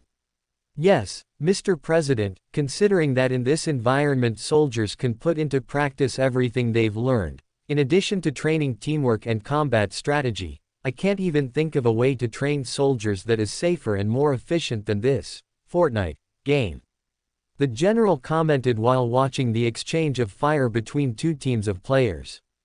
You're forgetting one detail, an Air Force general added, gaining the attention of everyone present. Usually Notch develops rewards for players who have high ratings in Minecraft games, like the Golden Apple. I believe that Fortnite also has generous rewards. After all, unlike Minecraft, which is a more casual game, Fortnite is a very more competitive, and what would a competition be without a prize? Hearing this, everyone's eyes lit up. Everyone really wanted prizes like the Golden Apple that doubled a person's strength, but only those who won that could receive it. If they invested more resources to dominate the game, these prizes would all belong to them. Okay, pass my decree. From the big barracks to the small military battalion, everyone will have computer rooms built with large numbers of computers. Find out the minimum specification needed to play these games and build the computer to that specification. Our priority is quantity above of quality versus computers. Analyze the difference in game performance against the specification of the computer, and if there is a difference, build computers with top-of-the-line specifications for the elite soldiers to use. The president was decisive in hearing this. Although the government realized that it would be dangerous to send their soldiers into battlefields as unknown as these Mojang games, thinking that their opponents would probably do the same was more reassuring. The amount and viewers that were watching the livestream was breaking records after records. Of the 48 million players watching, in person, on Minecraft, there were currently 69 million, and of the 150 million watching on the Twitch livestream, that number had already increased to 270 million, totaling almost 340 million live viewers. The workers at Twitch were seeing this huge amount of users using their website to watch the tournament, and only dollar signs appeared in their eyes when they saw the number going up. Initially their server couldn't even handle that many viewers simultaneously, but for some reason, even with this huge influx of new users, the servers were completely stable. Even though the livestream from the Mojang account was not showing any sponsored advertising from Twitch, this was of no concern to the site owners, as even if they didn't earn anything now, they knew that the average amount of viewers in the future would probably it could even bend. Charlie, try to contact Mojang by all means, we need to offer them the best contract for them to continue using our platform. Twitch's director of marketing said excitedly to the manager beside him. Yes sir. While we are still unable to locate contact addresses for Mojang, we have already reached out to the top Minecraft streamers so that they would also try to contact Notch should they have the opportunity in the future, as they have more chance of that, and try to get us an email. Charlie, a beautiful blonde in business clothes said next to the director. Hearing this, the director was quite pleased with this manager's idea of his, which even he had not thought of before. Well done, Charlie, keep it up. The director praised with a smile. Wait, what is Tony Stark doing at the base of the towers? Notch screamed in shock as he panned the camera to show Tony using Mjolnir as a pickaxe and breaking the bases of the players' towers at the end of the tournament. Seeing the scene of Mjolnir being used as a demolition hammer, it made the expression of the Asgard warriors a little lost. Thor, the tower has fallen. Notch squealed excitedly as he saw that T'Challa and Yumi were shocked as they fell from the sky. Wow, what a great idea. Scott was shocked as he saw how the two players were going to die. Tony had calculated how high they were and the possible fall damage they would take from the fall damage dice he rolled as he moved around the map.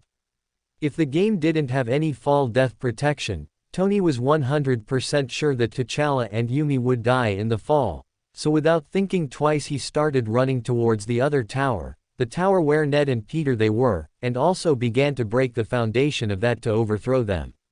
Seeing the enemy tower falling, Ned and Peter soon had a bad premonition and ran to the edge of the tower to see if something was happening on the ground. Downstairs there was a player swinging a hammer and breaking the base of their tower just like he had done to the opposing player's tower. Peter, can you hit him from here? Ned asked as he equipped the boots. No, the distance is too far, the laser doesn't have enough range to hit him like that.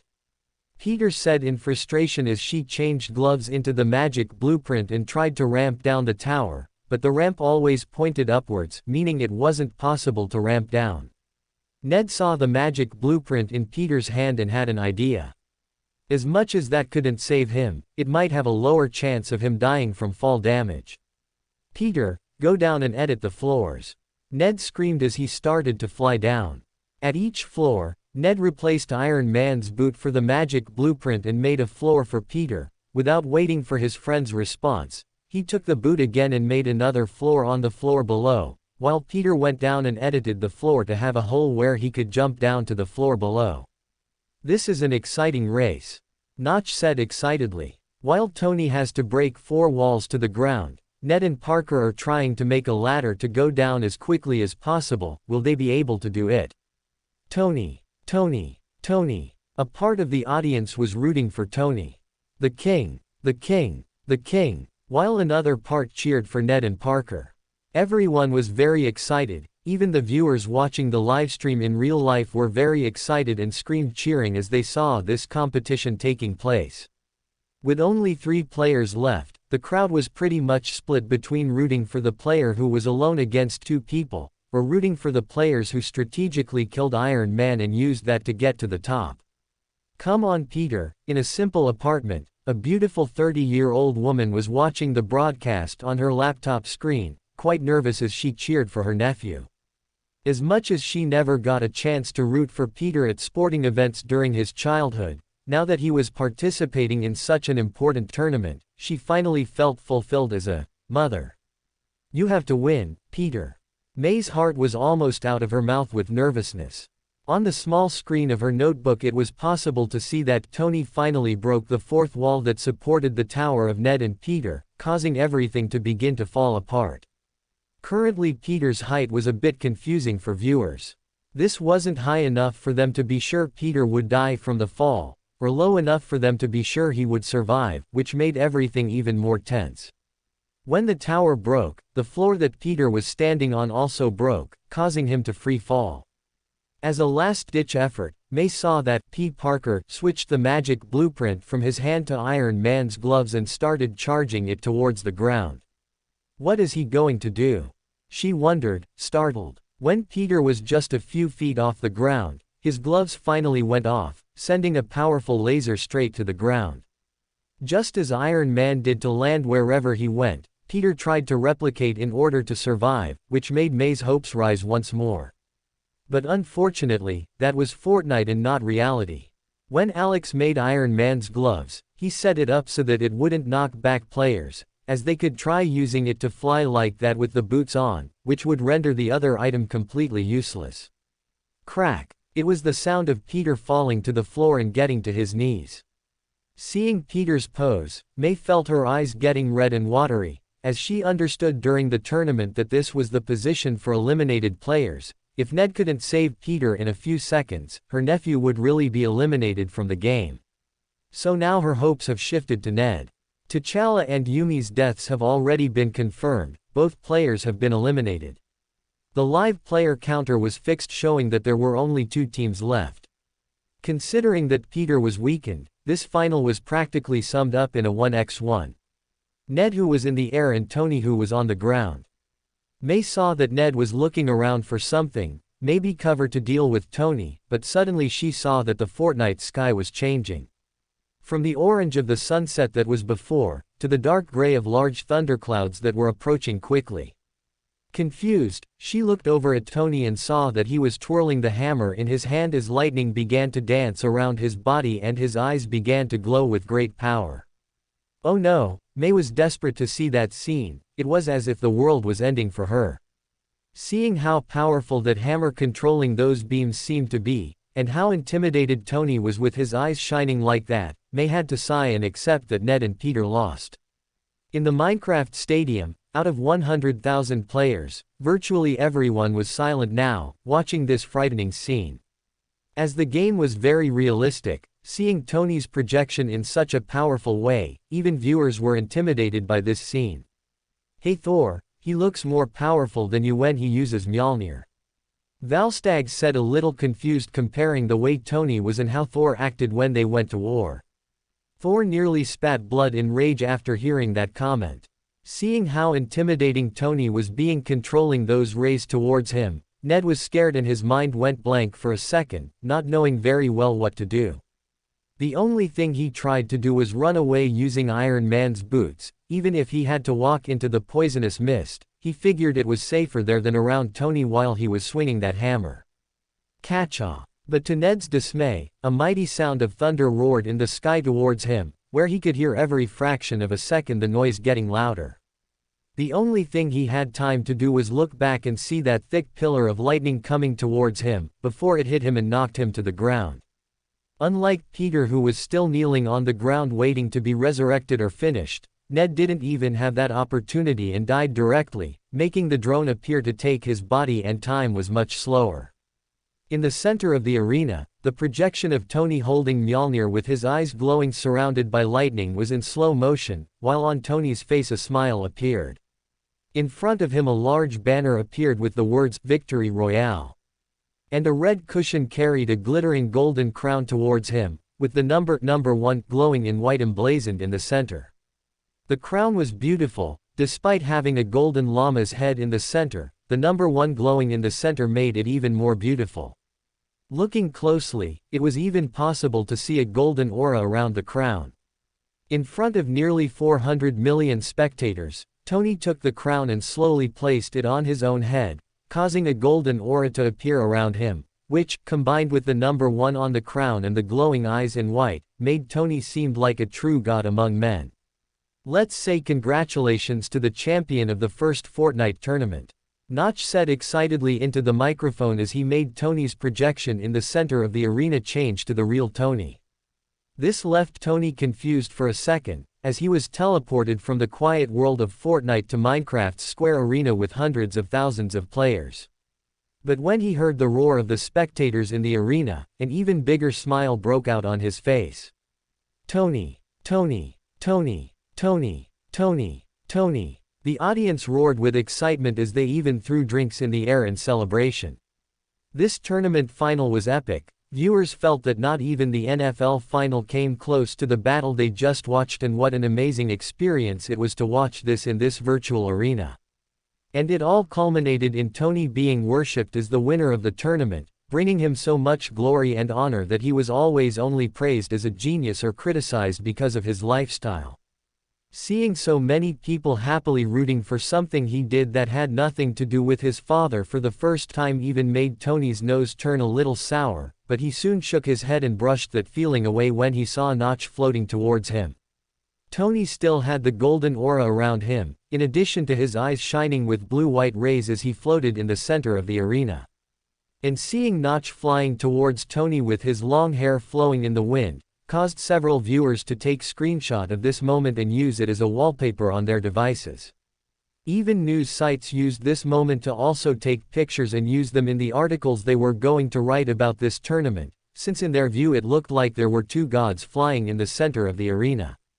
Even Thor and the other Asgardians were a little intimidated by the sight they were seeing, as they didn't have access to their divinity at the moment. It was as if they were just mere mortals in the presence of mighty gods. Surprisingly, something as simple as that made Thor, the proud crown prince of Asgard's humility rise a notch, a surprise that Odin never imagined would happen so quickly, but one that he would be incredibly grateful to discover. Something that would serve to appease his anger after starting to receive the Ancient One's credit card bill after Thor started buying everything available in front of him in the future. Our first Fortnite tournament champion, Tony Stark, how does the victory royale feel? Notch asked as he made a microphone appear in Tony's hand. Obviously they wouldn't need a microphone here, but Alex thought it would be more interesting that way. Tony even ignored the anger he had towards Notch earlier because of the thrill of winning this tournament and gave an honest answer without a hint of sarcasm, something he hadn't done in many years. It was amazing, Tony replied while taking a deep breath. And what did you think of the prizes?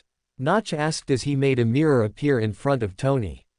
Looking at how badass he was with his eyes shining like that and the golden aura surrounding him because of the crown, Tony was excited and confused at the same time. Those are the prizes, that's pretty badass, but if that's all it is, I have to admit it's a little too simple for something I paid so many millions to participate in. Tony responded with sarcasm returning to his tone, something anyone who follows Tony Stark is quite used to. Notch just smiled and replied, "This thing you're wearing isn't just a skin within Fortnite, these items can also be used in Minecraft," he said as he snapped his fingers and changed Tony's skin to Steve's default skin, but Steve had his eyes shining with lightning, in addition to the golden crown that emitted the golden aura around his body. Spectators in the arena freaked out when they saw this, as until now it was unheard of to be able to use a skin from one game in another game, not to mention these eyes were even more amazing than Herobrine's eyes. Not to mention the golden aura emitted by the crown, which made even players with the Ender Dragon cape a little envious. Of course, to reassure these players, Notch also showed that the Ender Dragon's cape effects were updated to emit some purple particles from the dragon's eyes on the cape, which made the cape even cooler. That's all still cool, but I'd say it still wasn't worth my money. Tony, who had Steve's skin, said with a small smile on his face, with even more sarcasm as he finally took revenge on Notch in front of millions of people. But much to Tony's frustration, Notch's smile widened even more as he turned to look at Tony again, making him have a bad feeling. That's all still cool, but I'd say it still wasn't worth my money. Tony, who had Steve's skin, said with a small smile on his face, with even more sarcasm as he finally took revenge on Notch in front of millions of people. But much to Tony's frustration, Notch's smile widened even more as he turned to look at Tony again, making him have a bad feeling. "Oh, really?" Notch asked as he raised his hand and snapped his fingers again, making Tony's skin change again. "I would keep this a secret to respect the tournament winner's privacy, as the prize is a little too valuable, but since you insist on showing it to the public, let's show it to everyone." With the snap of Notch's fingers, Tony felt his body changing. From the Minecraft skin, now he was here with his real body. Even the arc reactor on his chest was glowing just like in real life. Startled, Tony looked at his hands confused and asked, "What did you do to me?" Notch just smiled and pointed at the mirror as he answered. Don't worry, your body is still safe and sound in your home, as safety is our highest priority at Mojang. This is currently just a virtual representation of your real body, and as you can see in the mirror, both eyes sparks of thunder and the crown with the golden aura are still on his body. Can anyone tell me why? Seeing that Notch was talking to them, some people in the audience were quick to reason and responded. Why did he get this in real life just like Minecraft skins? Hearing the answer, Notch smiled and nodded as he sent a small healing potion to that person who gave the right answer. People around that player started to look at him with envy, knowing that this potion could probably be used in real life as well. Exactly, currently your real-life body is also wearing the crown and thunder lens. Of course, as the first Fortnite tournament prize, this is not just a cosmetic thing, so I also put functions like the thunder lens.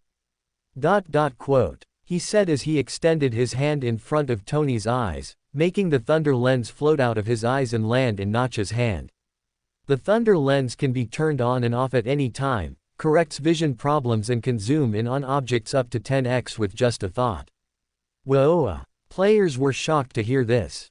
For most ordinary people, being able to zoom in on an object 10x with their cell phone was commonplace, but no one ever made lenses that could do that. For researchers it was extremely useful.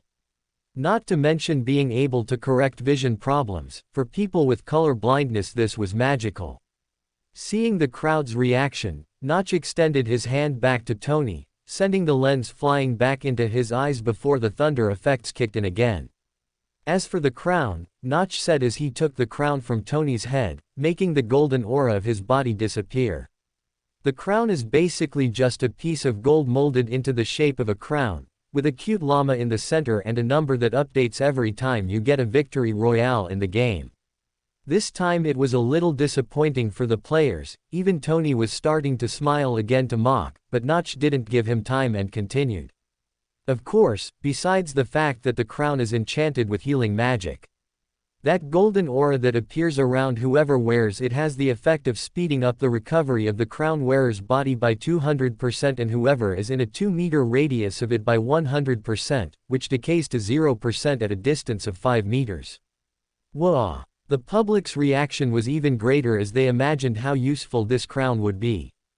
Blimey, that crown would be useful even in Asgard. Sif sighed in shock as she looked at that crown in Notch's hands in disbelief. Yes, my mother would love something like that. Thor nodded. Although they have healing magic, having an artifact that can heal others without much effort would be highly appreciated anywhere, as it could reduce the workload of top healers by a large margin.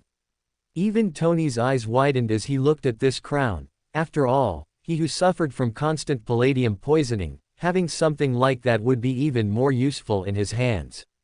However, the use of this crown is not unlimited. The user would have a maximum of 6 hours of healing available per day, which would stack up to a maximum of 4x, totaling 24 hours of continuous use every 4 days. In case the user wants more healing, this would have to be paid through Fortnite. This was a way that Alex thought of making the crown still earn him some GP profit in addition to the consumption that it would bring when performing the cure, since each use of it would spend some gaming points from his reserve, so having a way to recover these GP would be great. But despite this cost, the surrounding players didn't care a bit about it, as it could be used for free in case of emergencies, and it was understandable that Mojang would charge something for an artifact as powerful as this crown. The problem of spending money to receive the cure was even less for Tony Stark, who had a billionaire fortune, to balance between saving money or slowing down the speed with which the poisoning in his body happened. This was not even an issue to be discussed. So, given that Fortnite closed beta keys were given away for free and you spent your money for the opportunity to play the game of your own free will, the issue of the tournament prize pool being less than how much you spent is not of Mojang. But apart from that, do you still believe your money was wasted? Notch asked with a devilish smile as he looked at Tony, who was getting a little embarrassed now. Even the players in the stands of the 500+ arenas were looking at them with a bit of amusement, thinking it best not to offend Notch in the future, as he was apparently a bit vindictive. I guess, it was worth it, Tony said in a low voice as he looked away, making Notch think even more that Tony really was a tsundere. Upon exiting Fortnite, the first thing Tony did was run to a mirror. Noticing that his eyes still had that badass effect that it was glowing with lightning, Tony was really amazed. With a thought he saw that the effect of the rays stopped, leaving only his brown eyes reflected in the mirror. You couldn't even tell he was wearing lenses. That's very interesting, Tony commented as he mentally commanded the lens to zoom in on what he was seeing to 2x, which it actually did as soon as the thought of it crossed his mind. Not to mention the command speed of this is very fast. Looking at the top of his head and analyzing the golden crown, Tony felt that it was even more beautiful in person, especially the golden effect that was around his body when he left this effect active. Even if I don't have any injuries, wearing that crown with the golden effect around the body to attract attention would be worth it. Tony started chuckling to himself as he imagined himself walking into a press conference with his eyes flashing with thunder as a golden and divine aura was around him. I am God, Tony said as he raised his arms and looked at himself in the mirror with an arrogant expression. Until he remembered Notch, who apparently could make this kind of technology with just a snap of his fingers, which made Tony feel a little embarrassed at how he was acting. Jarvis, can you feel any signals being transmitted from these two objects? Tony asked as he continued to admire his eyes glowing gold. Negative, Mr. Stark, to be honest, no electromagnetic waves of any kind are being emitted from the lens or corona. It's as if the lens doesn't even exist and the rays are just an illusion, while the crown is just a mere piece of metal. Jarvis responded politely. Hearing this, Tony had to raise his eyebrows in surprise, as he didn't imagine that even the eye rays could hide the electromagnetic waves it was emitting. So let's start. Tony was about to start trying to study these two objects when another voice interrupted him. Tony, congratulations. Pepper's excited voice appeared, apparently as she walked down the stairs and held a happy birthday cake for him, which surprised Tony. Pepper knew he was going to participate and ordered a cake to celebrate if Tony won, which she was almost 100% sure of, as so far she had never seen anything her boss couldn't make, but just in case he lost, she had bought some alcohol in case he needed it too. I think this can wait a while, Jarvis. Tony cancelled the research plan for the lens after seeing the cake that Pepper brought, which warmed his heart a lot. Yes sir. Jarvis responded while controlling some equipment to free up space on Tony's counter so Pepper could place the cake. While Tony was enjoying the victory, Peter and Ned were on Ned's livestream excited as they showed off their second place awards, that being 2 pairs of Iron Man gloves and boots, obviously with no flying or combat power, just parts of metal that stuck to the feet and hands of the users. Just like Tony's rewards, these Ned and Peter gear could also be equipped as skins in Minecraft, which was really cool for them who played Minecraft most of the day. Not only were they excited about it, players watching the tournament in Minecraft arenas were also looking at the commemorative shirts and cups they received. This was a first for them, as they didn't imagine that they would have the opportunity to receive these items in reality as well. Despite the standard price of $220 to convert the items to physical materials, millions of players around the world didn't even think about it and paid for it, as they knew that these jerseys and cups from the first Fortnite tournament would be considered future items of collector for future Mojang players. When walking the streets of the main cities in the world, it was possible to see several people wearing the Fortnite tournament shirt, a purple one with a llama drawn in a minimalist style being exploded in the middle by a hammer written number 1 Fortnite tournament. People who didn't know Fortnite and saw so many people wearing these shirts on the street were confused, even thinking that these shirts were some kind of recent fad. They didn't know about it, but when they found out that these shirts were actually from people who attended the tournament, the game's popularity skyrocketed. Not only Fortnite, but even Minecraft, which had sales of 70 million copies at the start of the tournament, had already risen to 76 million in a few hours, and had a tendency to reach 80 million by the end of the day. Alex was very excited to see the amount of GP going up. In that short time he had reached the 7 million GP mark. With that amount of GP he was already confident in completing Fortnite with all the settings he imagined, both in terms of game quality, balance and security for players. Now that the game and Battle Pass are pretty much ready, I can focus on finalizing the store skins that will cost V-Bucks, as this will be the biggest source of income for the game. While Battle Pass will be considered as the gateway to get players used to spending money in exchange for V-Bucks, the skins in the store will be where they actually spend tens or hundreds of dollars on the game. Alex said excitedly as he thought of fun skin lines. He even remembered the Travis Scott skin that players were able to buy in his previous world, which meant he could also do some style show in Fortnite in that world. Thinking of the Travis concert experience being done in virtual reality made everything seem even more fun. With the income that Fortnite would have, Alex was already thinking about how he would make the hub for players. The idea of a Fortnite pre-order was very tempting, but Alex gave up on it after seeing how Minecraft was growing in sales, which generated a lot of gaming points for him. Although he could still pre-order like this, Alex thought it would be better for Mojang's image around the world if he curbed his instinct a bit to do predatory tactics like EA did in his previous world. After all, with games as invasive as Mojang's, where players practically had their minds ripped out to another world, the ideal was to have the best possible public image. So Alex just spent a few more days finishing up Fortnite's setup while enjoying his free time playing video games with B.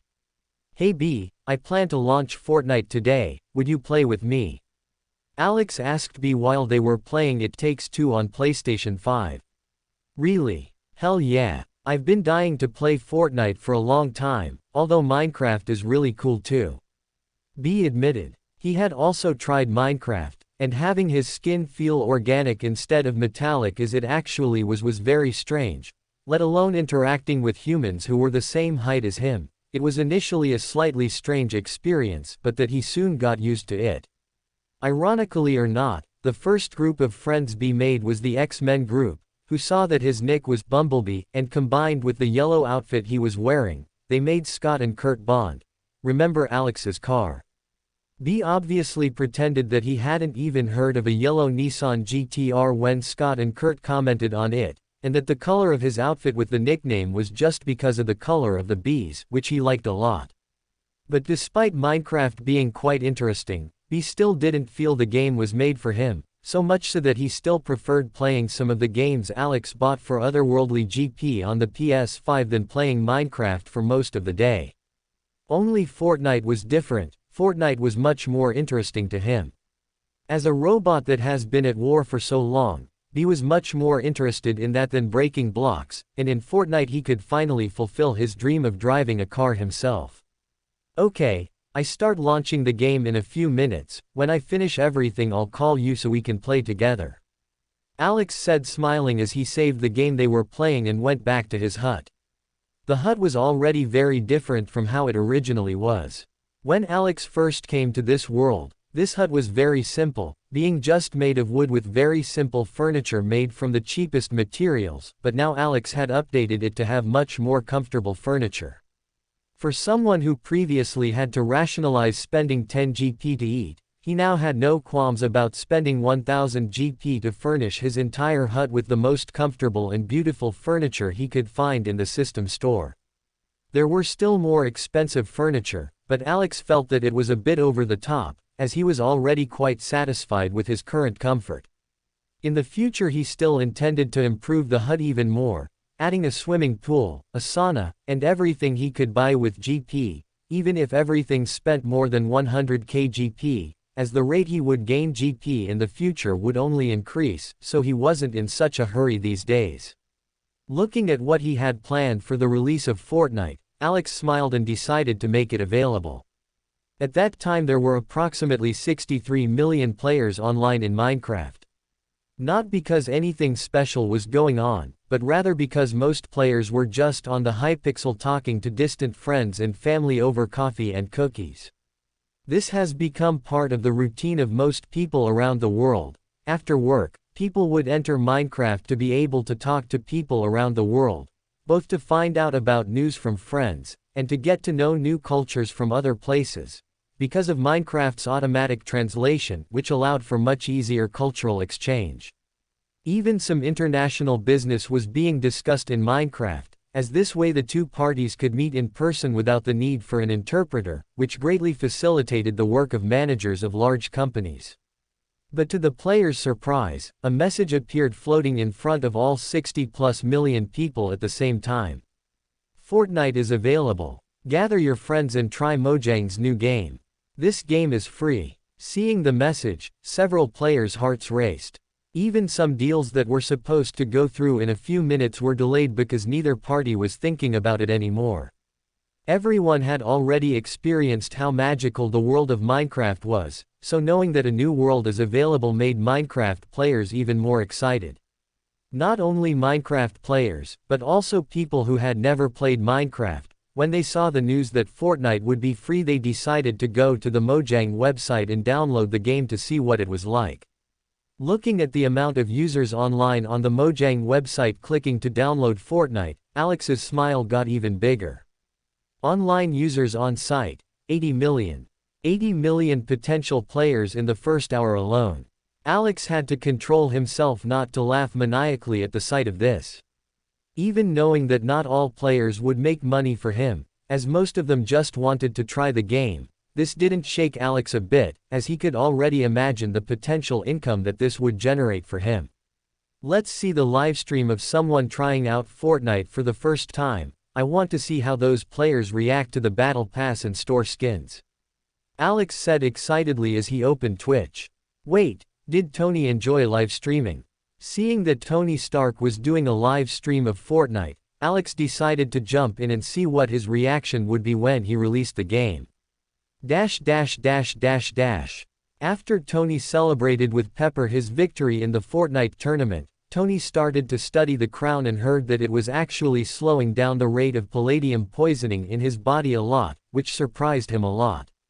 Despite this apparently not being a definitive cure, a crisis that Tony was feeling that he was going to die in a short time slowed down a little, even slightly changing Tony's thoughts, who already wanted to say goodbye to this world, now to enjoy the time that this crown managed for him quite efficiently to heal himself. When Jarvis let him know that Fortnite was scheduled to launch today, Tony decided he would try it out for himself. As he had bought Minecraft to try out the Fortnite beta previously, Tony decided to jump into Minecraft first and even open a livestream to help spread the word as a small way of saying thank you. But despite not having yet entered Fortnite, the amount of viewers in the room was immense, especially for an account as recent as Tony's, which only made a single live stream in history. The amount of viewers was 1 million people within minutes of Tony starting this, mostly curious about Tony Stark, and many curious to see how he would react to the real Fortnite, as the reaction he had during the beta was pretty funny to most people. Then in a few minutes, while Tony was checking out one of the famous cafes at kickoff stores, which was set up all over Hypixel City, a notification that Fortnite was released appeared in front of Tony on a floating golden screen.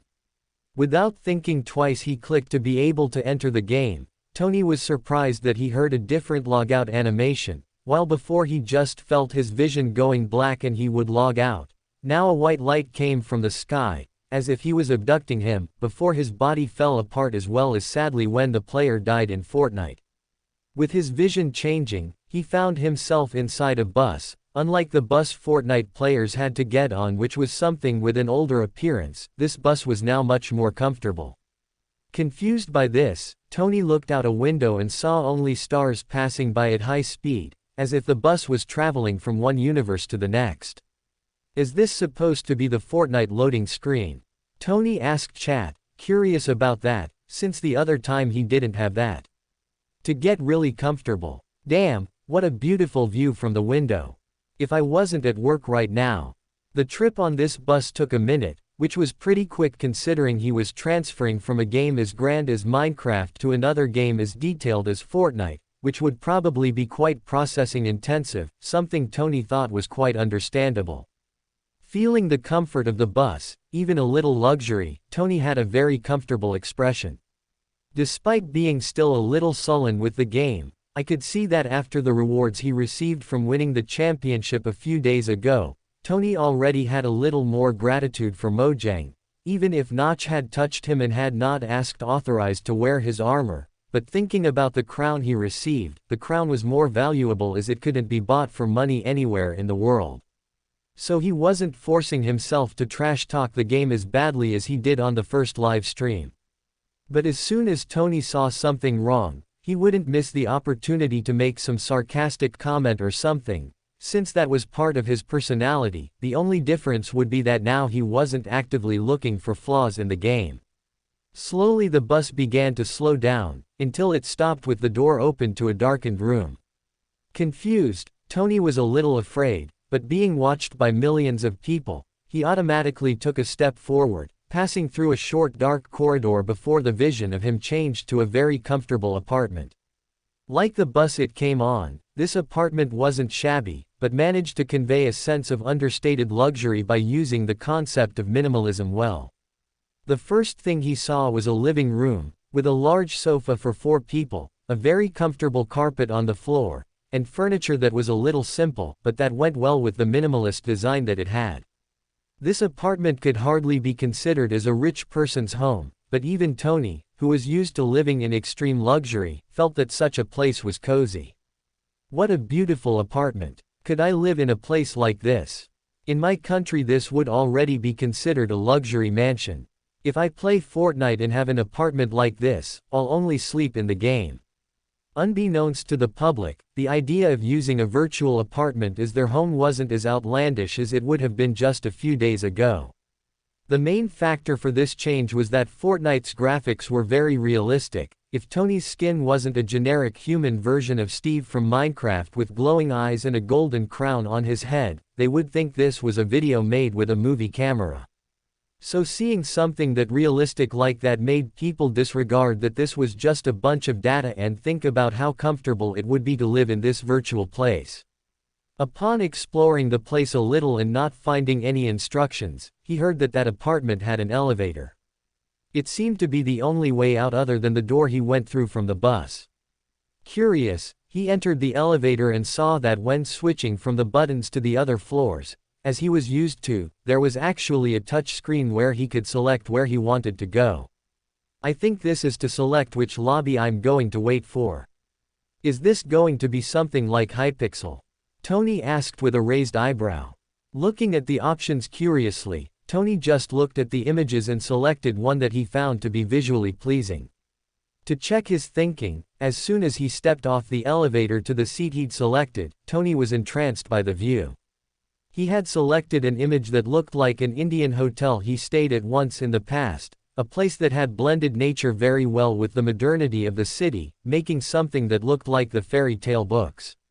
Of course, a hotel as unique as this one was extremely expensive, and curiously understated, being known only to the wealthy upper classes. When leaving the elevator, Tony's vision was even better than he imagined. It was as if he had gone to a medieval city, something that looked like an attraction in a Disney park. Ding! A notification noise came up, waking Tony from his stupor, followed by a holographic window appearing in front of him. This time the screen was a little familiar as the design of it reminded Tony of the screen he used in the Fortnite beta, i.e. this was just an improved and optimized version of the Fortnite screen he knew. This floating blue screen in front of him showed his friends list, an option for him to add other friends and also an option for him to be able to control the game without having to walk from place to place, in case he was tired or was someone very anxious. As long as he wanted to, he could control everything there through that blue screen without even having to leave the apartment to play. But of course, as someone who came for the experience it would bring him, Tony just ignored this screen and looked around curiously, wanting to experience this for real. Looking around, the experience was quite different from what he had walking in the Hypixel. Although the Hypixel was quite impressive, the square look of the city still made it look like players were watching a children's movie or something with the Minecraft graphics, but as Fortnite's realistic graphics already gave it a very different feel. When Tony was playing for the first time, he was so tense with fear of other players killing him that he didn't even have that much time to observe the city and the quality of the structures, especially when he was in the tutorial, since Notch was bothering him all the time and he got so irritated that he didn't pay much attention to things. But now that he was able to calmly observe and talk to the viewers of the live broadcast, Tony began to realize how different it felt to be there in that very realistic world. It was as if the thought was a game just disappeared from his head. In his brain it's just considered as something real. When he looked around and saw a large amount of curious players coming out of the elevators of other buildings, looking around just like him trying to understand what was connected. Thankfully, seeing so many people so close together in the same standard Fortnite skin or Minecraft outfit made him snap back to reality and realize that this really was just a game and that they were all players that were in the lobby. Getting closer, Tony could see the names above people's heads, even with color differences, just like in Minecraft, but as he didn't know much about Minecraft, he didn't worry about it. These head names, different from when he was in the tournament, were probably for players to be able to recognize their friends when they meet each other in lobbies, as they didn't use a real in-game appearance. Seeing the amount of different things in front of him, Tony couldn't help but get excited, ignoring the players and starting to explore the place. The most exciting thing was to think that theoretically this was supposed to be just a battle royale shooter, but Tony already discovered so much new stuff that he was excited to know what he would find out next. Tony started to become more and more familiar with the place, as it looked a lot like the hotel he had visited, and because the layout of the place was so intuitive, it made it even easier for him to understand. While most of the players were looking around in awe, Tony, who was already a little used to scenes like this, despite admitting that this virtual world was sometimes better than the hotel he visited in India, it didn't affect him that much. And he already had a more critical eye as he looked around, mostly looking for different details that these players missed. Seeing some information boards, Tony saw that a little ahead there was a place that looked like the place where amusement parks normally had their stores, and he decided to go closer to see what was there. Even though Tony had already experienced a lot, the creative design of these stores was really surprising. The stores managed to give the player a very futuristic feel because of some holograms, which surprised Tony a lot, as although he could already use holograms to work in his workshop, the use of it was still very limited commercially. But seeing how Mojang had the freedom to use it in stores because everything was a game made him a little jealous. As the theme of this lobby he chose was closer to nature, the holograms were not looking very futuristic, but projecting murals, tables or even promotional videos, only using the appearance of plants. The best use of it he saw was a coffee shop, which surprisingly he knew, Hycoff, which he had had a coffee at Hypixel. But unlike Hycoff on Hypixel, in this place the appearance of it was not square, as the graphics in that game were much better. Through the large window of this store, Tony could see a large tree with white bark, while the branches extended to the ceiling, making the pink leaves of this tree project a very comfortable light for the eyes. If this store started selling franchises, Tony was pretty sure Starbucks would have no chance of competing with that, especially as this store's price was so cheap. Since Hycoff was not selling real food and drinks, but just the feeling of the player drinking it, the price was too low because of the lack of cost. While at Starbucks a tall latte cost just over $3, at Hycoff it cost just 30 cents a refill for 30 minutes. While the player could taste delicious coffee, he would only spend the equivalent of 1/10 of a real coffee and would not have to worry about gaining calories, which only had advantages. When the other players noticed this beautiful Hycoff, they didn't think twice and ran in wanting to see the differences with the Hycoff that they usually went to in Hypixel. Since Minecraft's Hycoff had special cookies that the player could pick the cocoa personally for the cooks to do, they figured that maybe in Fortnite this also had some such interesting particularity. Seeing how fast the store was filling up with players approaching, Tony just walked away and started looking around again, as although the store looked interesting, it wasn't something that attracted Tony so much, who never spared money to try the food, tastiest in the world. Looking around, Tony saw the other stores. Some stores sold common shirts for just a few cents, apparently that the player could put on his skin, another thing that also didn't attract Tony very much, even with the different prints that didn't exist in Minecraft. Next to the clothing store was also a skins shop, just like Minecraft, which surprised Tony slightly, as he remembered that these skins were quite distinct Minecraft accessories, as he had never seen anyone focus so much on different skins as this game. Seeing some players with colorful names enter this store, Tony saw that these players were quite excited as they equipped a few different skins. Damn, I was planning to cancel my Minecraft VIP so I could try out the new stuff in Fortnite, but how am I supposed to cancel with these cool new skin templates? One of the players in the store had bright eyes as he looked at the covers on the mannequins, and from the other players' expressions, it seems that they shared the same thought. The surprise, both for them and for the viewers in Tony's chat, was very big, since they figured that even though Minecraft and Fortnite are Mojang games, that didn't mean that playing one game would benefit the other, since that wasn't the common. But now they realized that their Minecraft VIP also brought the same benefits to Fortnite, which made these players very happy, feeling that the money they spent on the VIP had become even more valuable, bringing more benefits than they imagined initially. Smart bastard, Tony grumbled as he noticed the reaction of those players. Like a genius, Tony clearly saw what Notch was doing. By offering the same benefit that players already had, only in another game, it made it seem like he was very generous and valued their money a lot, as he could simply charge separately for the two games and the players would accept it as normal. Since in fact, although this limited the total amount of subscribers, it improved the impression that players had of the company, which made players even more likely to buy VIPs from him, as this seemed to be very valuable for being able to be used in other games.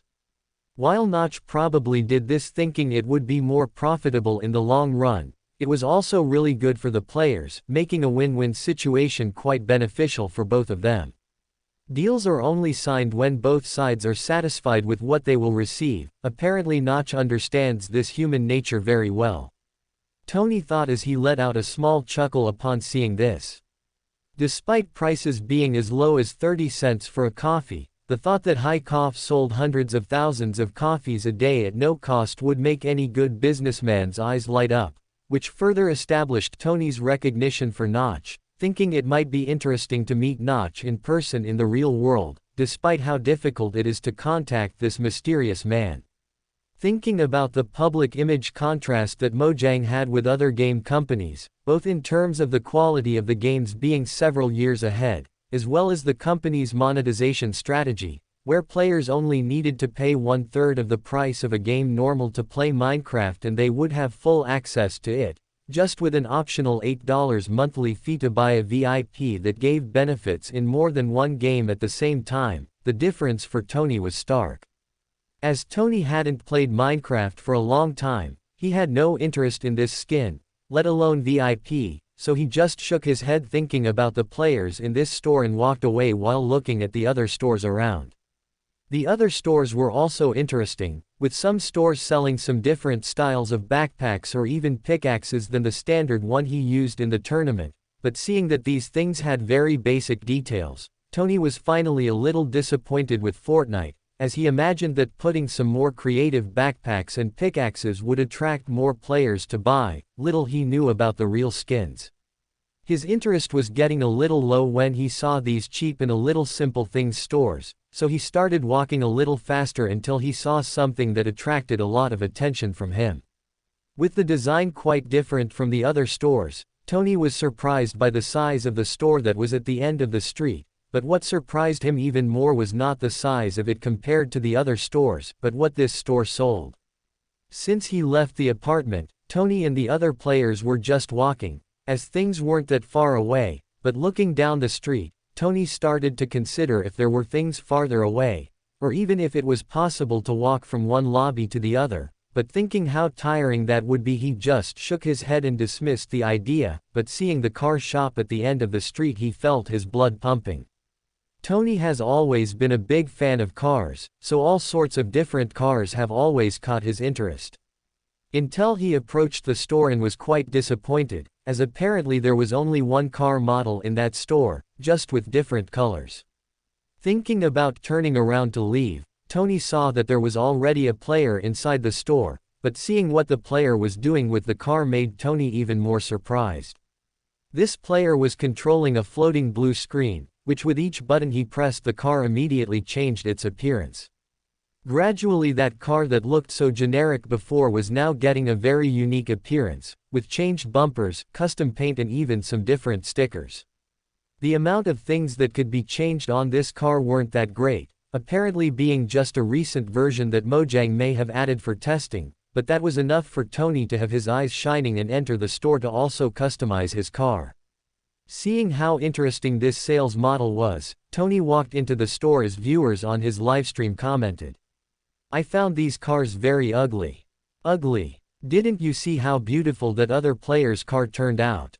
I think the simple look like this is only for those who don't have money. Just like buying a Porsche, you can spend only $200,000 or put all the options and spend $400,000 on the same car. Maybe these Fortnite cars also have a way to upgrade to he looks beautiful." This comment made several players agree, until a doubt arose. How much will this car be? Basic should be around $500, while more expensive might be $5,000, who knows? I've had a driver's license for over 4 years and I've never been able to buy myself a car. Will I be able to get a car in Fortnite? Tony was also curious about the price of this car and asked a shop attendant, who was apparently an NPC with more basic artificial intelligence. How much does a car like that cost? The NPC, who had the appearance of a handsome 30-year-old man dressed in an impeccable white dress shirt, replied with a polite smile. "Sir, Tony's our cars are sold at a price of $20, while the customization of the car has different prices on parts, the most basic being free and the most expensive ones being able to reach $1 each. Of course, this is purely aesthetic, the car power changes cannot be purchased with real money." Whoa, is this so cheap? With just $20 you can have a custom car. This is awesome, so I can teach my girlfriend how to drive without her wrecking my real car. LMAO. Just cosmetic changes? Tony asked a little surprised. And the potency changes, how can I buy that? The attendant kept smiling at Tony and replied while pointing to a poster made by a hologram next to them as he said. To get the car's power parts, you'll need to play the next game developed by Mojang. Of course, when you buy this car in our store, it can be used both here and in the new game, and this car is also considered the purchase of the game. That is, whoever has the car, at the launch of the game will be able to drive it into the world of the next game. On the poster there was a picture of a silver BMW M3 GTR with some blue lines equipped with many customization parts, making this car even more beautiful than it originally was, and above the BMW there was a phrase. Need for Speed, coming soon. Nunu note. I gave up using V-Bucks as Fortnite's currency as it would be too difficult for me to control the price of every single thing in the game, having to keep calculating dollars for V-Bucks and converting non-stop, so the currency of Fortnite will be the local currency of each player, just like in Minecraft. Alex was seeing the reaction of Tony and the viewers on his livestream and he was quite satisfied. After all, this was exactly the reaction he wanted to see. After all players imagined that they would enter Fortnite just to play a battle royale game, where they would use firearms to kill other players, which despite looking quite interesting for something on a computer screen, was also something very scary for shy people.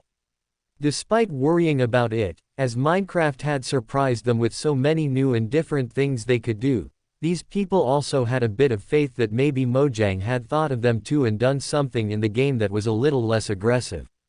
Some players even thought about the scene of being able to drive the different cars and thought that that would be quite interesting. Mostly players under 18 around the world, who would hardly be allowed to drive, as it was theoretically illegal, and even if it was allowed, as in America, there were still many restrictions. So the audience interested only in driving in Fortnite was just smaller than the audience interested in shooting guns. After all, that's what the game was about. So when the information that in Fortnite it was possible to buy a car and customize it to be able to use it in a future Mojang game, car fans around the world started to pay even more attention to this game. Alex had spent a few million GP to add functionality like this. Sure, just adding the option to drive and customize the car wasn't that expensive, but adding up every little detail Alex had added in this lobby, only he knew how expensive it was been. That was the main reason why it took him so long to develop Fortnite, even with the help of the system, which made game development a lot easier for him. With Minecraft sales increasing so much, Alex decided to spend the GP he received on it to start accelerating the virtual world he intended to develop, as he had no use for those points right away. Following the idea he had from the movie he saw in his previous world called Ready Player One, Alex also intended to make a complete virtual world, so he needed a lot of settings from a lot of different games added on that platform so that even players can make their own games and their custom rooms in the future, just like the version Alex played in the previous world, VRChat. Although VRChat does not compare to RPO, even with technology limited to the year 2018, which was when it was successful, the game managed to deliver a fantastic immersive experience, and considering the freedom that players had to make worlds, Alex intended to release this to the people of this world after a while too. Of course, a few years from now, as it was much more profitable to be the sole developer for now. But seeing how players were reacting, Alex smiled happily knowing that the choice he made was the right one. Even if the spending to develop Fortnite had increased so much, it would still be worth it. Especially as he looked at the game's stats and saw how many people were already spending money on it in those few minutes of release. For the time being able to drive was exclusive to Fortnite, since the connection of worlds was disabled and the player needed a minute disconnected from the game to be able to transfer his consciousness to another game, which did not even have automatic connection with the other game, which greatly increased Alex's GP spending to support the exchange of information from the two servers for players who have VIP in Minecraft to have the same benefits in Fortnite. Of course, 100 players paying $800 a month in VIP didn't spend as much GP as it generated, but that was still a large amount of profit that Alex lost over time, so he had a goal of buying the game's link in the near future. With that, not only would he have less expenses for this exchange of information, but he could also make options such as for players to cross from one game to another, replacing the current wait of at least 1 minute, for a simple portal that the player would cross instantly, which he knew would make a world of difference to the public's opinion of the games. Thus, the image in Alex's mind where a player dressed as a chef would leave a game-like cooking simulator where he would learn to cook and manage a virtual restaurant, would sit in a high coffee to meet friends, who were wearing armor after fight a powerful boss in an RPG, thus making players from other games find each other, notice the particularity of each other, and become interested in the games that other players were playing, generating even more income for Alex. Of course, with the development so advanced in the virtual world, Alex knows that this can generate complications for the real world, since people's minds were something very delicate and that a simple thought that it was better to live in the virtual world than in the real world would be enough to extinguish the human race. That's why he was already developing some plans so that players could enjoy the virtual world as well as the real world, especially with some of the more expensive options he found in the system store. Seeing that Tony got distracted while buying a car and starting to customize it, Alex opened another tab and started looking for another livestream that was testing Fortnite. Looking at the graph of Twitch viewers across the different games, Alex had a wry smile on his face.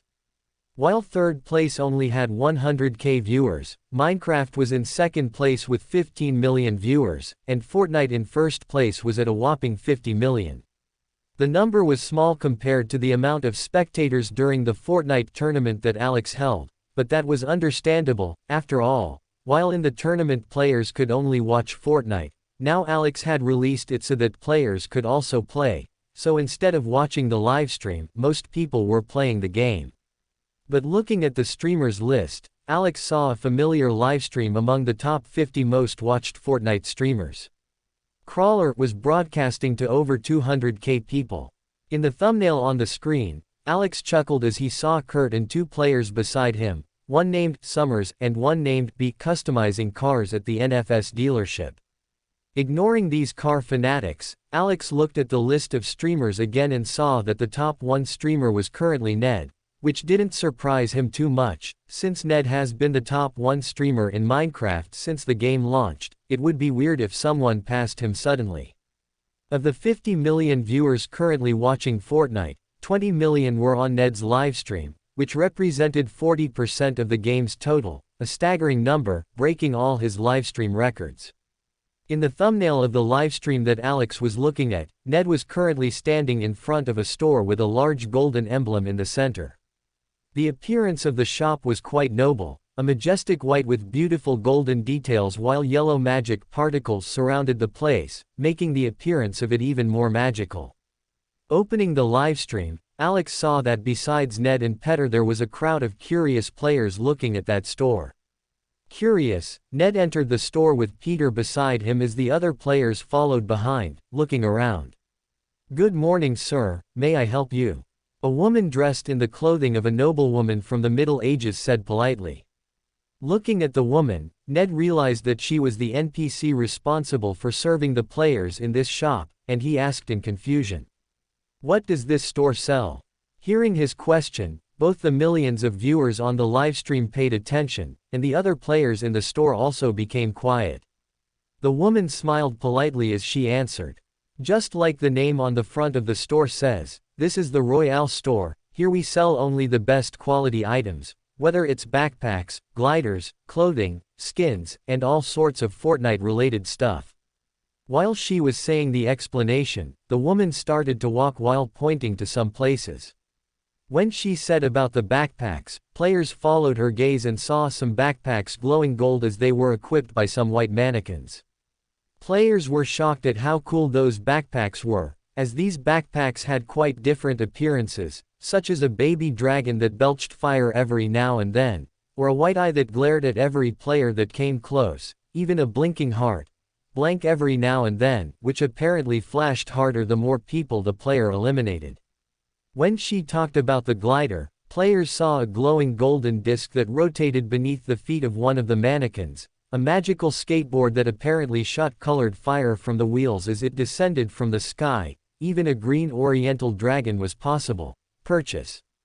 Seeing that they could ride a dragon while getting off the bus, several players felt that they would look really cool while doing so, and felt that they should definitely do it.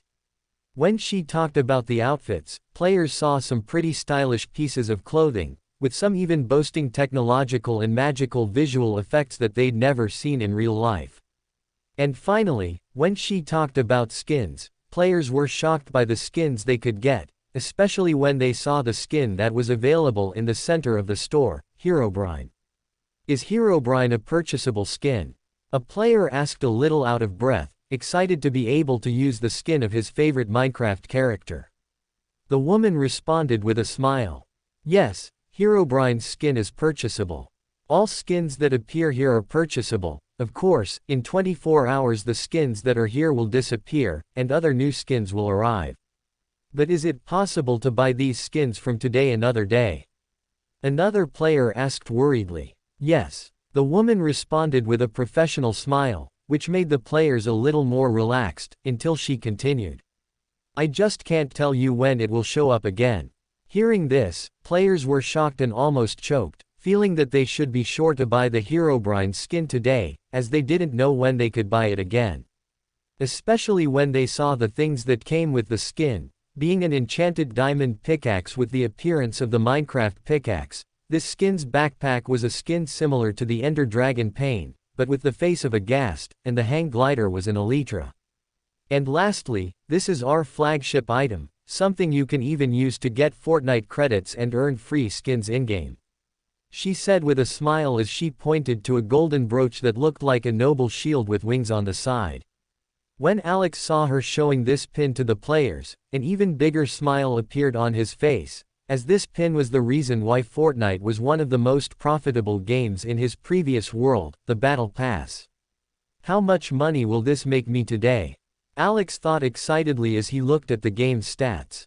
Hearing the amount of benefits that buying this Battle Pass for just $10 would give them, made the less patient players not even think twice about paying.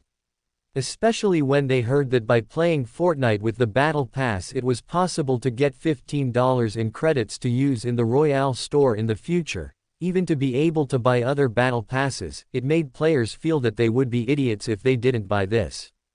Even players without a lot of money were surprised to discover that just by playing Fortnite with the free version of the Battle Pass, they could get $3 Royale store credit for nothing. And that was exactly what Alex wanted. Since that was the reason this Battle Pass was so successful in his world. After all, the player would buy the Battle Pass thinking that it was profitable and he would never have to spend money on Fortnite again.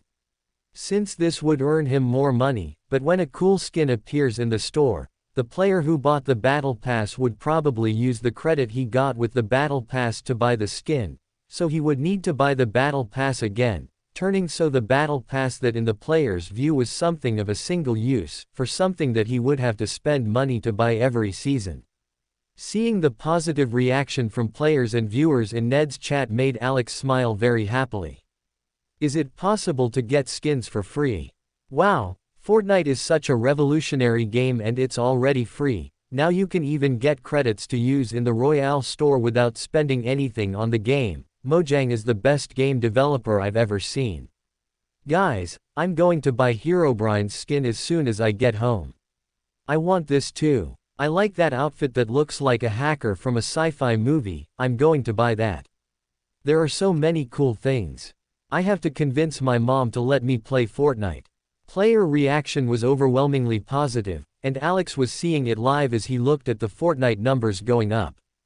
Fortnite. Total earned -$13 million. Online players, 230 million. Peak concurrent players, 230 million. $13 million earned in less than 1 hour since the game was released. Seeing the number rising so fast was extremely exciting for Alex. Considering that Minecraft had only sold 100 million copies and that Fortnite already had a player base of 230 million, it was something that surprised Alex quite a bit. He figured that for Fortnite it would take at least 24 hours to reach 200 million players, as that would be double the total players of the biggest game he had, but he soon understood why. Despite the game already having 230 million players online, most of these people are not playing with the intention of spending money, and have come to experience it purely because it's free. Perhaps if Minecraft was free, these people would have played it too. This is understandable. After all, although $20 worth of Minecraft might not seem like a lot of money, for poor countries that amount represents at least 10% of a person's minimum wage. So when someone goes to buy a game or spend money on a game, that person should consider a lot before actually spending. But with Fortnite it is different. The person can play the game for free, and if he really likes it, then yes, he can consider spending money on it in the future. Alex soon understood this line of thought. Maybe it's also a good idea to make a demo version of Minecraft. Considering this idea to be a really good one, Alex wrote it down so he wouldn't forget about it later and went back to watching the livestream. Ned obviously bought the Battle Pass and also gave it to Petter as a gift, as he was making a lot of money on the livestream. Spending $20 was next to nothing for him. Seeing the list of benefits that the Battle Pass gave the player, including 10 very nice skins, as well as skins for the weapons, gliders, backpacks and many other things, Ned felt that his money was spent wisely. And so did the viewers. Thought the same thing, seeing how much benefit it gave. Looking at Herobrine's skin, Ned didn't think twice and also bought it before going to a mirror and looking at himself, seeing how cool those white eyes were. This version of Herobrine was like Notch's version, a realistic model, but with the striking features of those skins, as Herobrine had bright eyes, but with Steve's clothes, Notch had a different outfit with long hair. If it was ordinary people who saw it, they would just think it was ordinary people, but Minecraft players already had Notch and Herobrine's appearance engraved in their minds. Just like the vast majority of Fortnite players who entered the game to experience the battles and were distracted by the interesting stores that were scattered throughout the game, Thor and his friends were also in the same situation. Luckily they were playing the game next to each other in real life. So when Sif saw that she needed the others' usernames for them to add themselves to the game, she quit the game and woke up the other Asgardians. So she added everyone and they found themselves in the same lobby. Although high cough was very interesting to humans, Asgardians didn't think that coffee was that interesting, but there was another place that attracted a lot of attention to them. PUBG. Next to the PUBG nameplate was a drawing of a large mug of beer, which made the Asgardians forget their purpose here and get lost as they tried many different drinks from various places in Midgard that they had never tried. Fortunately, the credit card they had used to watch the tournament the other time was still registered, so they didn't worry about it and drank without thinking about anything else, since until today they had no concept of money from Midgard. For this group of 5 Asgardians, as long as the person said that he accepted the credit card, it was the same thing as telling them that it was free, which was great news. Unlike Kurt and Scott, who were fascinated by the NFS dealership, Jean, Kitty and Anna were only mildly interested in it, but were soon attracted by the clothes in the clothing store and the Royale store. "Hey Anna, I like your style," Kitty said excitedly as she looked at Anna in front of her. Just as it was possible to buy separate pieces of clothing, it was also possible to buy different hairstyles, so as soon as the girls entered the game they soon changed their hairstyle to something that resembled them, but with a few differences. Jean had kept her red hair color, but left it very short, something she always wanted to do in real life, but never had the courage. Kitty was even more radical and shaved the side of her head and just left the top part long, which gave her a very modern look, and as she was petite, it made her look quite unique with that difference. While Anna changed her hair all over to a white color while leaving the length of it until it reached her ass. "Hey, that hair color reminds me of someone," Jean said jokingly while looking at Anna, who was seeing how she would look with the red eye color. Hearing Jean's comment, she was embarrassed and quickly changed her eye color to brown again, feeling that just white hair was enough for her. "Did you ask him to play Fortnite?" Kitty asked, also knowing who Jean was remembering when she saw Anna's white hair. Anna grew even shyer and shook her head as she answered. "I was embarrassed." "Really? But you talk every day." Kitty was shocked by this. Even Jean had a surprised expression. Anna became even more shy. "Once I asked him to play Minecraft, but he said he was busy building something, so I was kind of embarrassed to ask again." Jean shook her head and said, "He also has an Ender Dragon cape, you know he's probably going to be in Fortnite, if you call him now he'll probably accept it." Hearing this, Anna felt that it made sense and nodded her head, gathering courage. Kitty and Jean gave her enough time to work up the courage to do this as they continued with their shopping. Until Anna finally had the skin beautiful the way she wanted it, even though she had spent a few dollars to look like this, she felt it was worth it. "I'll call him," she said in a confident voice. What motivated her the most was that here in Fortnite she could touch him without him getting so tired of using his magic, and unlike Minecraft where the characters were square and looked like they came out of a cartoon, in Fortnite they were very more realistic, which made her want to call him even more. Having made up her mind, she logged out of Fortnite and sent a message to Alex's cell phone. "Do you want to play Fortnite with me, Anna?" Seeing the sent message, Anna was quite anxious for his response. After 3 minutes he still hadn't answered her, which made her a little disappointed, thinking he was already playing and maybe he wouldn't even see her message. When she was almost ready to go back to the game, she heard the cell phone notification. Quickly glancing at the screen, she saw his answer. "I would love to play with you. What is your nick?" Upon seeing his response, Anna broke into a big smile and quickly replied to his message with her nick for them to meet. Seeing Anna's message, Alex was excited to play with her too, but he knew he couldn't use the Notch account, so he decided to create a new persona. The amount of viewers interested in learning about Fortnite was only increasing. If it wasn't for the system helping to support the amount of people connecting to the Twitch server so that the livestreams didn't disconnect, the server would never handle it. But while most livestreams were focusing on new features like game skins, there was one livestream that had a different screen. It was a player with the standard skin, but using some accessories that no other player had, or rather, just one other player had. This streamer wasn't too interested in seeing what new clothes he could buy, and was more focused on re-experiencing the Battle Royale feel. In order to join the Battle Royale queue, the player had to go to a bus terminal in the city, or use its transparent menu to transport him into one of the buses directly. Sitting inside the bus, there was a player with a golden crown and glowing eyes, just like Tony Stark, that player was Stag Dragon, the streamer who sold the invitation so that Tony could play. Right now he was looking around while talking to his livestream chat. "I figured there would be more people here," Stag commented as he looked around. "Since the game is focused on this battle, I figured people would be more interested in playing the battle mode. It seems like there are a lot of players, but most of them found something interesting along the way and decided to stop and see. Apparently the only people who ever made it to the bus were the players who weren't curious to see the other news and used the menu to teleport there." Stag nodded his head at that comment, as that was also the theory he believed in. After 2 minutes he was on the bus, the last players entered. It was a couple, a man with white hair and red eyes accompanied by a girl with white hair and brown eyes. Despite the difference in eye color, the closeness they were in addition to the matching hair made it clear to others that they were a couple.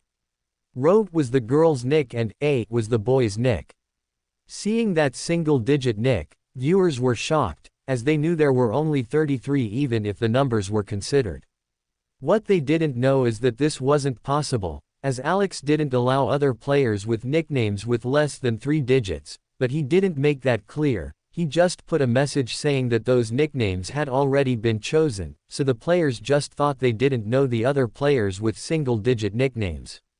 "Look, that girl is all happy because that boy is holding her hand, how jealous. I also wanted a girlfriend. My girlfriend would punch me if I held her hand in public. Why? Because she doesn't know that in my head I'm her boyfriend lol." Stag saw the comments of the players on the livestream and had to control himself not to laugh. The reaction of these people was very funny. That's why he liked to do livestream, since even though he is a solitary player, he would have company with people from chat. But seeing the Ender Dragon cover on this couple's back, he knew that these were veteran players, so he became even more serious and excited to play since he could compete with these experienced people. Swoosh! The noise of the bus's turbine started, causing the players sitting there to get excited and look out. Despite being in different lobbies, upon entering the bus station players would be automatically sorted to find fair play. So in just 5 seconds, with a very powerful G-force, the players glued themselves to the bench and started flying over the island where they were going to do battle. Some players were smiling excitedly, other players were a little scared, but only one person on that bus had a different look. Player A was looking at the other players curiously, as he wanted to see if these players noticed that there were also bots on the bus. Apparently he did a good job, as apparently no one suspected that 70% of the players on that bus were bots he made. After all, he wanted even a bad player to be able to eliminate someone before finding another player and dying, so the actual number of players here was only 30. Looking at the smiling Rogue holding his hand, 8 just looked around smiling and deactivated his Admiral powers, so he was just an ordinary player, who was experiencing the game for the first time. Of course, he could activate the ADM powers at any time if he needed to, but this way he felt more normal when playing. Obviously, A as Alex and Rogue as Anna, who met a few minutes ago and came talking to the bus station. Anna was a little shy when she saw Alex, mainly because of her hair color, which she soon regretted leaving white when she realized how embarrassing it was to wear it in front of Alex, until he finally took her hand and gave her a hug very tight.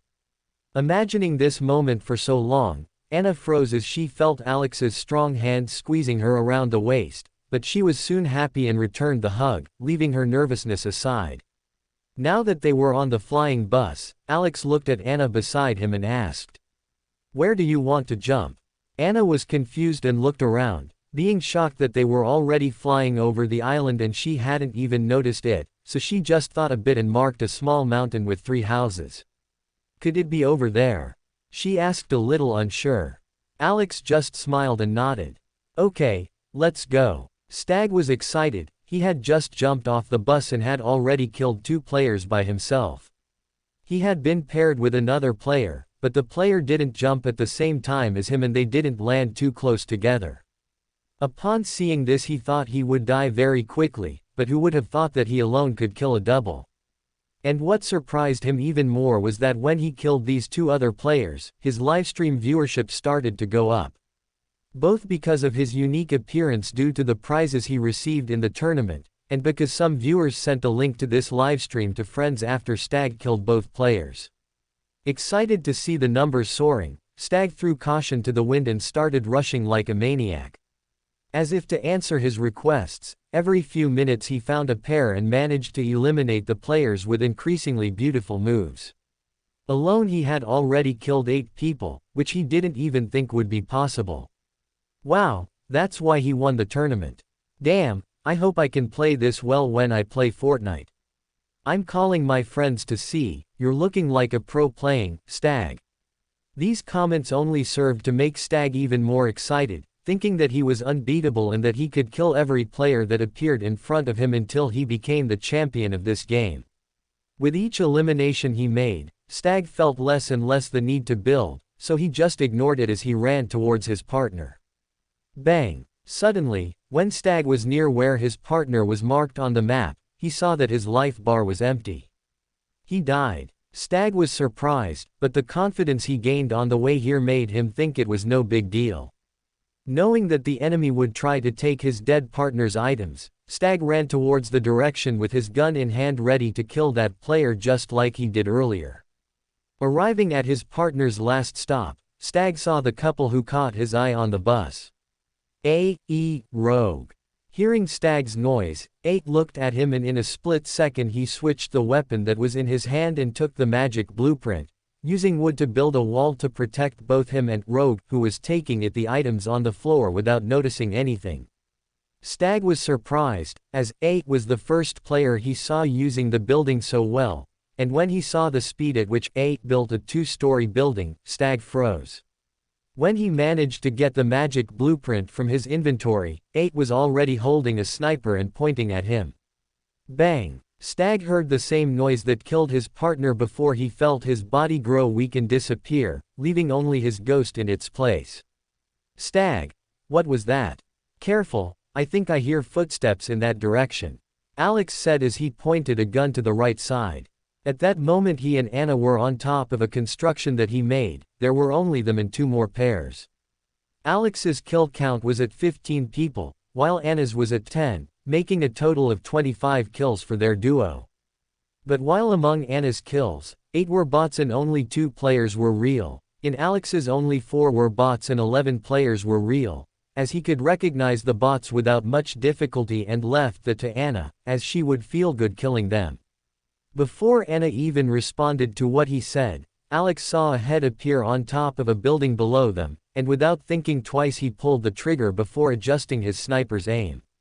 Bong! The noise of the shot was very loud. Alex was using a heavy sniper, where the shot was very powerful, but he had to calculate the fall of the shot and the change that the wind could bring to it, in addition to the distance. This kind of thing for ordinary players was quite complicated, while for professional soldiers it was something more common, but it still took a few seconds to calculate and adjust the weapon's aim, but in Alex's hand it was automatic, as if he didn't even need to consider it. The player who was looking at the tower, when he heard the shot, tried to hide, but it was too late, his head was hit in full, making him kneel and wait for his teammates' help. 1 shot, 1 elimination. That was the advantage of this weapon, as long as the shot hits the head, even far away the player hit would die, and with the deadshot skill that Alex had bought a few days ago, this weapon was used to the extreme. All of Alex's shots with this landed in the head, while only the machine gun shots that landed in the chest every now and then. If there was a game developer looking at Alex's stats, he would definitely be banned immediately, as his shooting accuracy was at 100%. Alex was seeing in the corner of his screen that there were 6 people watching him play in spectator mode, which he didn't care much about and kept looking for the partner of the player he just knocked down, despite the skill on Deadshot ensuring that he landed all the hits. Possible shots, this did not improve his vision, so he had to be very attentive to deal with opponents. While Alex was concentrating like that, Stag Dragon was watching in spectator mode. He was shocked, and his live viewers were in the same way. Thinking he was playing very well, when Stag compared how he was playing the way A was playing, he noticed the difference between them. Fortunately he wasn't at the tournament, Stag thought as he held the crown tenderly. This crown he won in the tournament has the same effects as the crown Tony won, and thinking of his godmother who was hospitalized with cancer and was cured because of the aura said, and the deal he made with the government after they received the news of his crown by the hospital for him to help cure some special patients in serious cases in exchange for a lot of money, Stag felt that his life had changed. From an ordinary young man who had to worry about the bills he had at home, to a famous streamer who even had the protection of the government and was treated as someone important to the state. I need to train more. Stag got serious as he thought about it, knowing the possibilities Fortnite brought into his life, and the future opportunities he could receive. Stag knew he had to train a lot to receive more of it. And so the first streamer focused on competitive Fortnite emerged, and Alex, the culprit of this, had no idea that this had happened and finally killed the penultimate player while Anna next to him killed the last one, causing the "Victory Royale" screen come up again. Anna had a huge smile on her face, while Alex had only a calm smile as he looked up at the animation of golden light coming from the sky and placing a golden bracelet on his arm. Like the crown, this bracelet also had a number 1 number and could be taken to the real world, and the number would increase with each player's victory in normal game mode. While for those who won in ranked mode, they would receive a golden ring, with the same function, but that would only increase the counter for ranked victories and the crown that would only increase in tournament victories. But among the 3 golden accessories, only the crown had the function of the healing aura, while the bracelet and ring only had an aesthetic golden aura.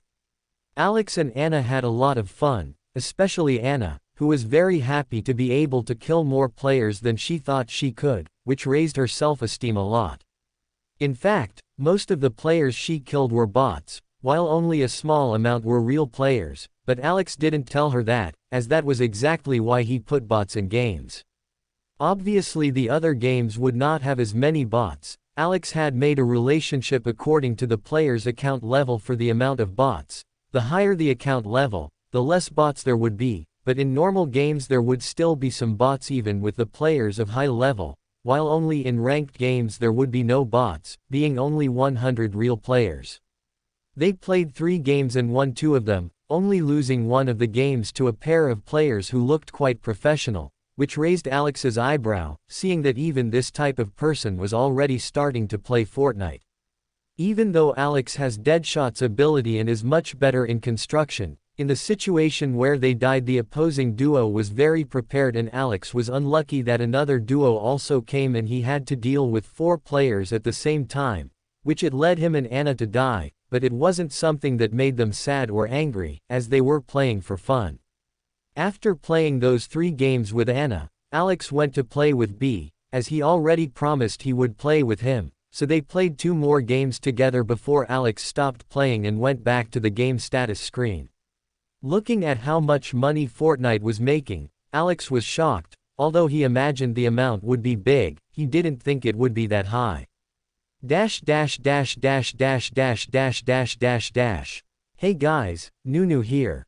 I've been a little missing, right? Recently I was working on the plot for Chapter 02 of this fanfic, some story planning and how it will unfold in the future, plus the development of another story, game developer system, familiar title, right? Yes, this story uses the game maker system theme in an original universe, but of course, with a different development.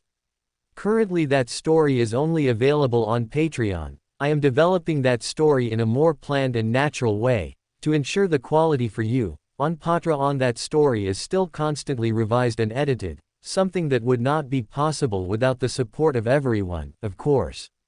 Soon I will be releasing that new story for you here, but without leaving this story aside, since my audience came from here, logically my focus will continue to be here. If you want to support me and help with the development of this story and the new one that is emerging, join Patreon. Fortnite's success was reaching levels no one had thought possible. Despite Minecraft being very popular, the amount of players playing it was only 100 million, which although it seemed small compared to the total amount of people in the world, it was still a large amount in relation to other games, which were games most successful in the world had no more than 1 million people playing weekly.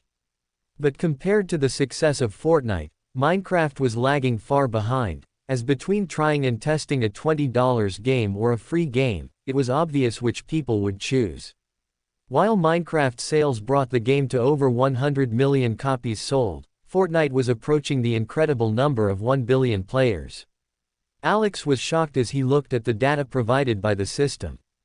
Fortnite. Total Fortnite unique players, 914 million. That number alone was enough to make Alex's jaw drop. Considering the population of 7 billion people in the world, Fortnite reaching almost 1 billion people is considering that around 15% of people in the world are connected to the game, and considering the children and elderly who were possibly out of contact with the game initially, that number can go up to something like 1 in 4 people in the world decided to log into Fortnite to experience this.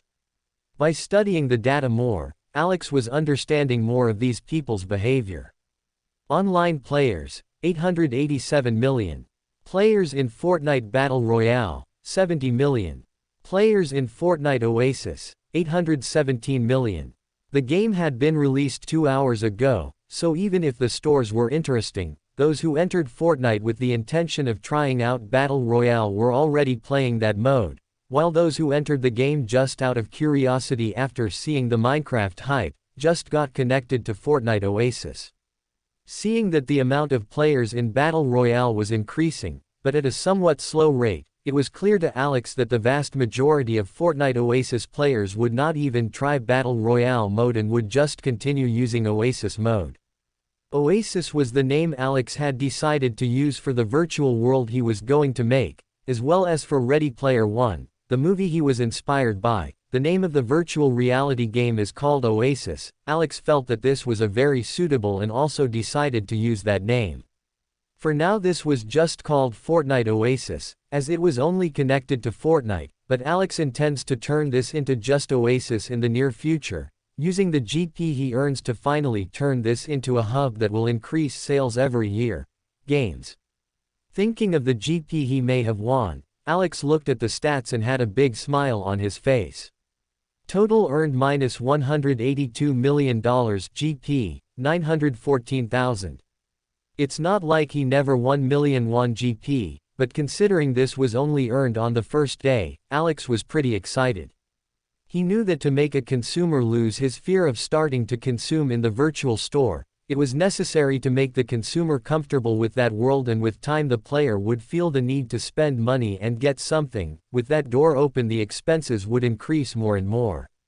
Considering that the first day already generated almost $200 million, Alex knew that in the future this revenue would increase more and more, reaching absolutely unimaginable amounts. Alex was at almost 5 million GP, but with the intent of making Oasis a standalone version with all the features he envisioned, he knew that wouldn't be enough for now. So Alex bought something to eat from Shokugeki no Soma, leaned back in his chair and watched the sales numbers soar as if they were the most interesting movie he had ever seen in his life. While Alex was enjoying life and enjoying the numbers rising on his account, people around the world were shocked by the technology of Fortnite. Mainly ordinary people, who had never seen anything as interesting as this. "Hey sis, let's play Fortnite," a little teenage boy said excitedly as he looked at his sister with anticipation. His sister, who was almost graduating from school, was at that moment with many books in front of her, sad to know that she would have to read all of them to get good grades. She had been studying for at least 6 hours and felt it would be good to take a break from her studies and do something with her little brother. "What is Fortnite, Pietro?" she asked, confused. Pietro looked at his sister and was even more confused. "Haven't you heard of Fortnite, Wand?" "I should." Wanda tilted her head in disbelief. Looking at her and the books, Pietro understood that his sister was just focused on studying and hadn't even heard the news these past few days. "Come on, it's a magical world where you can buy cheap clothes, eat delicious food for little money, even play games for free." Pietro told the description of Fortnite by what he was seeing on livestreams. Wanda looked at him even more confused. With such a magical place appearing in the city, how had she never heard of it? "Are you sure this isn't a scam?" Pietro just shook his head very quickly and explained. "It's not something physical, but it's a virtual world. Wanda soon imagined what Pietro was talking about. That was a video game. Pietro, I don't like video games very much, how about we do something else? She said, a little disappointed. Pietro just shook his head and pulled her arm towards his room. He gave up explaining and decided to show her the livestream, as that would be much simpler. This same scene was happening in many places around the world, whether younger brothers calling older brothers, sons calling their fathers to play, even daughters calling their mothers to try it, something that rarely happened before. Around the world, many influential people were surrounded by lawyers and psychologists as they planned the best way to leverage this Fortnite for business or political benefit. Mainly in the big clothing brands, companies like Gucci, Chanel, CK, among many others, were having emergency meetings to decide how they were going to handle Fortnite, even thinking about how they could split the profits with Mojang if they were going to open a virtual branch in the game. Not only was this being discussed in clothing stores, but also in major automotive brands, brands such as BMW, Audi, Mercedes, Porsche, Pagani, Ferrari. After seeing NFS dealerships receiving the attention of millions of people around the world, they saw that this would be a mighty showroom far better than the car conventions they held year-round. While the events they held annually hardly reached the mark of 5 million people in total, due to the number of people visiting Concepcionaria NFS, they already saw their annual results tripling after that. The world was already changing, and most felt the need to change with it. Those who didn't want to change were doomed to become history. Alex was aware of the change that Fortnite was bringing to the world, and he already had plans to also accept other companies to create content for Oasis, making a version available for other people to develop content such as clubs, bars, restaurants, clothing stores and many others. Types of virtual establishments. The world of Oasis could begin to grow and develop organically without him needing to dedicate his time to it. Alex's goal wasn't to think about every little detail that he could earn money from players, or to think about every new store that would pop up in Oasis that week. No, what Alex wanted to do was develop games for people. As far as entertainment development at Oasis, Alex would leave that to other companies and only receive a percentage of the proceeds from everyone's income. Let your money work for you, Alex said, smiling as he decided what percentage he would receive from companies that would like to join Oasis. Of course, Alex only intended to release access to Oasis to other companies when Oasis became a true hub and finally disconnected from Fortnite. For now he would be the sole provider of this and would be the only one to receive the profits as well, but that didn't stop Alex to make a way for companies to contact Mojang. Of course, instead of using email like other companies do, Alex made Mojang's headquarters in Oasis and assigned some NPCs to act as receptionists for tech support for players. Alex envisioned the area as a large Apple store, but with a more luxurious look that still remained player-friendly. People with doubts or suggestions could talk to an NPC who could help the player or write down the suggestion for Alex, thus filtering out everything that was useless so Alex didn't have to worry about it. To facilitate this, he even made sure that the manager NPC at Mojang HQ had his contact, so he could get in touch with Alex when something important happened, and to Alex's surprise, before long something did. Mr. Notch, a man claiming to be president of Twitch, is here and wants to meet you. The calm, collected voice of the store manager that Alex projected came through the communicator. Alex raised an eyebrow at that. Interested, he replied. Okay, tell them I'll be there in 5 minutes. After answering that, Alex finished configuring some things that he read interesting in the suggestions that players left before transporting himself to Mojang headquarters while assuming Notch's form. He had made an office on the top floor of the Mojang headquarters building, in case he ever needed it, so this was exactly where he teleported. Initially he intended to receive the guest here at the office, but he was curious to know how the company's reception was going and decided to go downstairs and meet in person with the Twitch representative. When the elevator door opened, Notch saw that there were at least 150 players talking to NPCs wearing Mojang's red cape. Most of the players were chatting quite friendly with the NPCs, as Alex had set up quite a nice personality for them. Probably with many not even realizing they were talking to NPCs. Looking around, he saw the manager talking to a man in his 30s with an excited expression. As Notch walked towards them, the other players noticed Notch and started recording and taking pictures using the game's virtual camera, intending to show them to friends and family. Fortunately, no one tried to approach. Seeing the other people's commotion, the player who was talking to the manager also noticed Notch and even straightened his spine while instinctively trying to tighten his tie, before realizing that he wasn't wearing a tie at the moment. Notch just smiled at the man's attitude. The player, by the name of Sheer, extended his hand to Notch and said, "Hello Mr. Notch, it's a pleasure to finally meet you, my name is Emmett Sheer." Notch continued smiling and replied, "Nice to meet you, Emmett. How are you finding Oasis?" Emmett heard this and looked around in wonder. It's exactly as the name says, a real oasis, a place where even the poorest people from third world countries can get good fun with friends for a low price, or even without spending a penny. You are a genius. No, sir, needed, Emmett, just, Notch, is fine. Notch waved his hand. But I'm happy with your assessment, I think Oasis still has a lot to show the world. Emmett didn't think twice and nodded, completely agreeing with what Notch said. From the little he saw, he was already fascinated. Imagine what still lurks in this mysterious man's mind. Thinking about it, Emmett soon remembered why he had come. "See Notch, I believe you have a good impression of Twitch?" he asked a little nervously.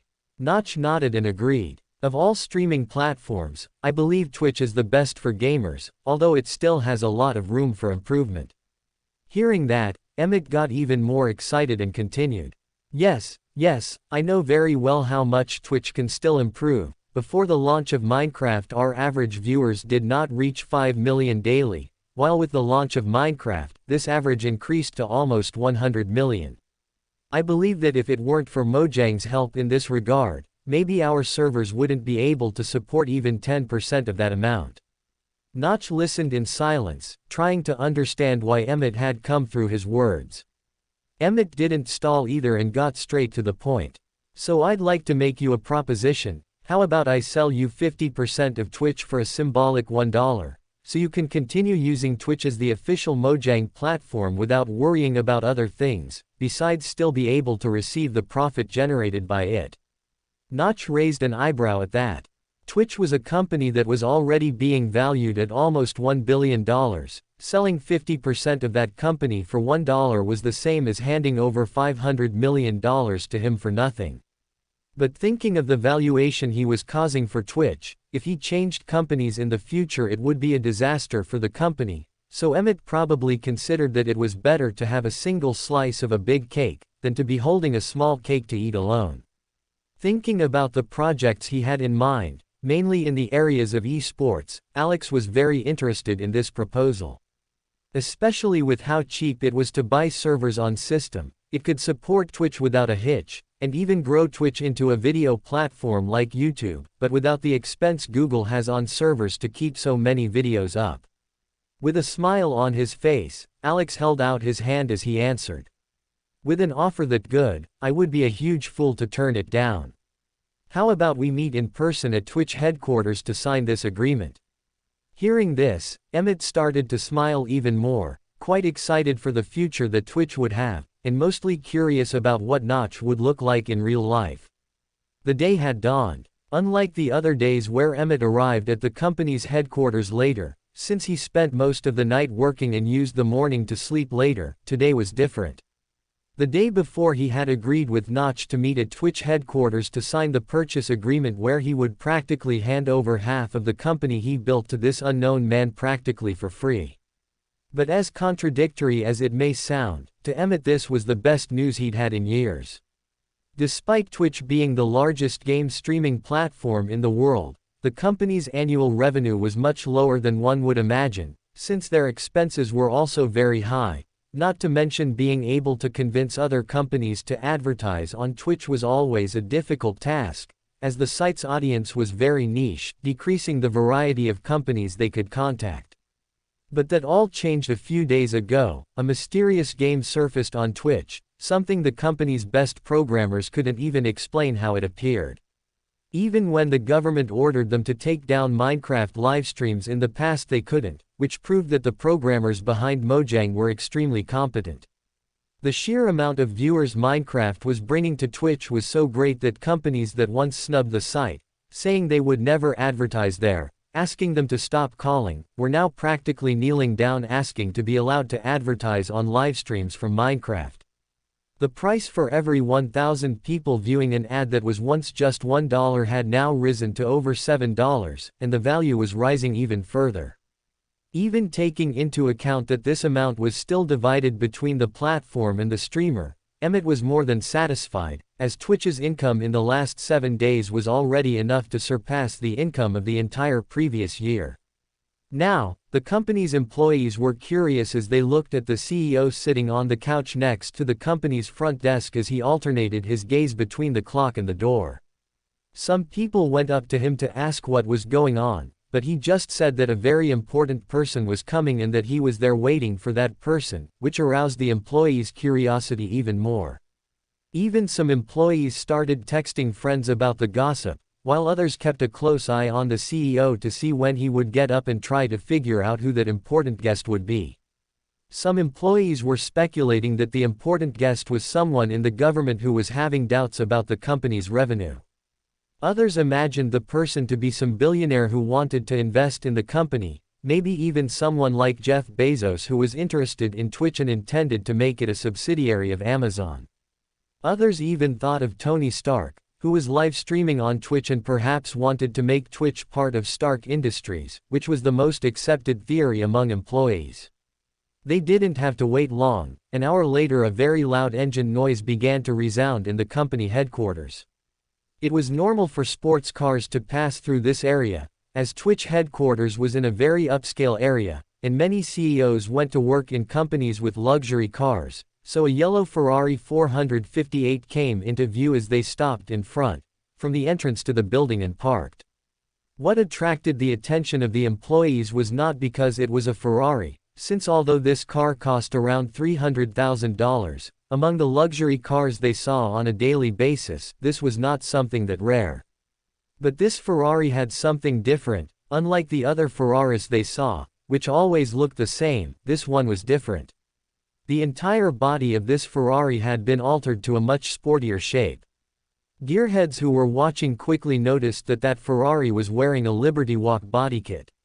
Not only was this bodykit very rare to see on a car, but they had never seen it on a Ferrari before. The appearance of the car, which was already very beautiful, is now even more beautiful and exclusive in everyone's eyes, greatly increasing their curiosity to know who was driving this car.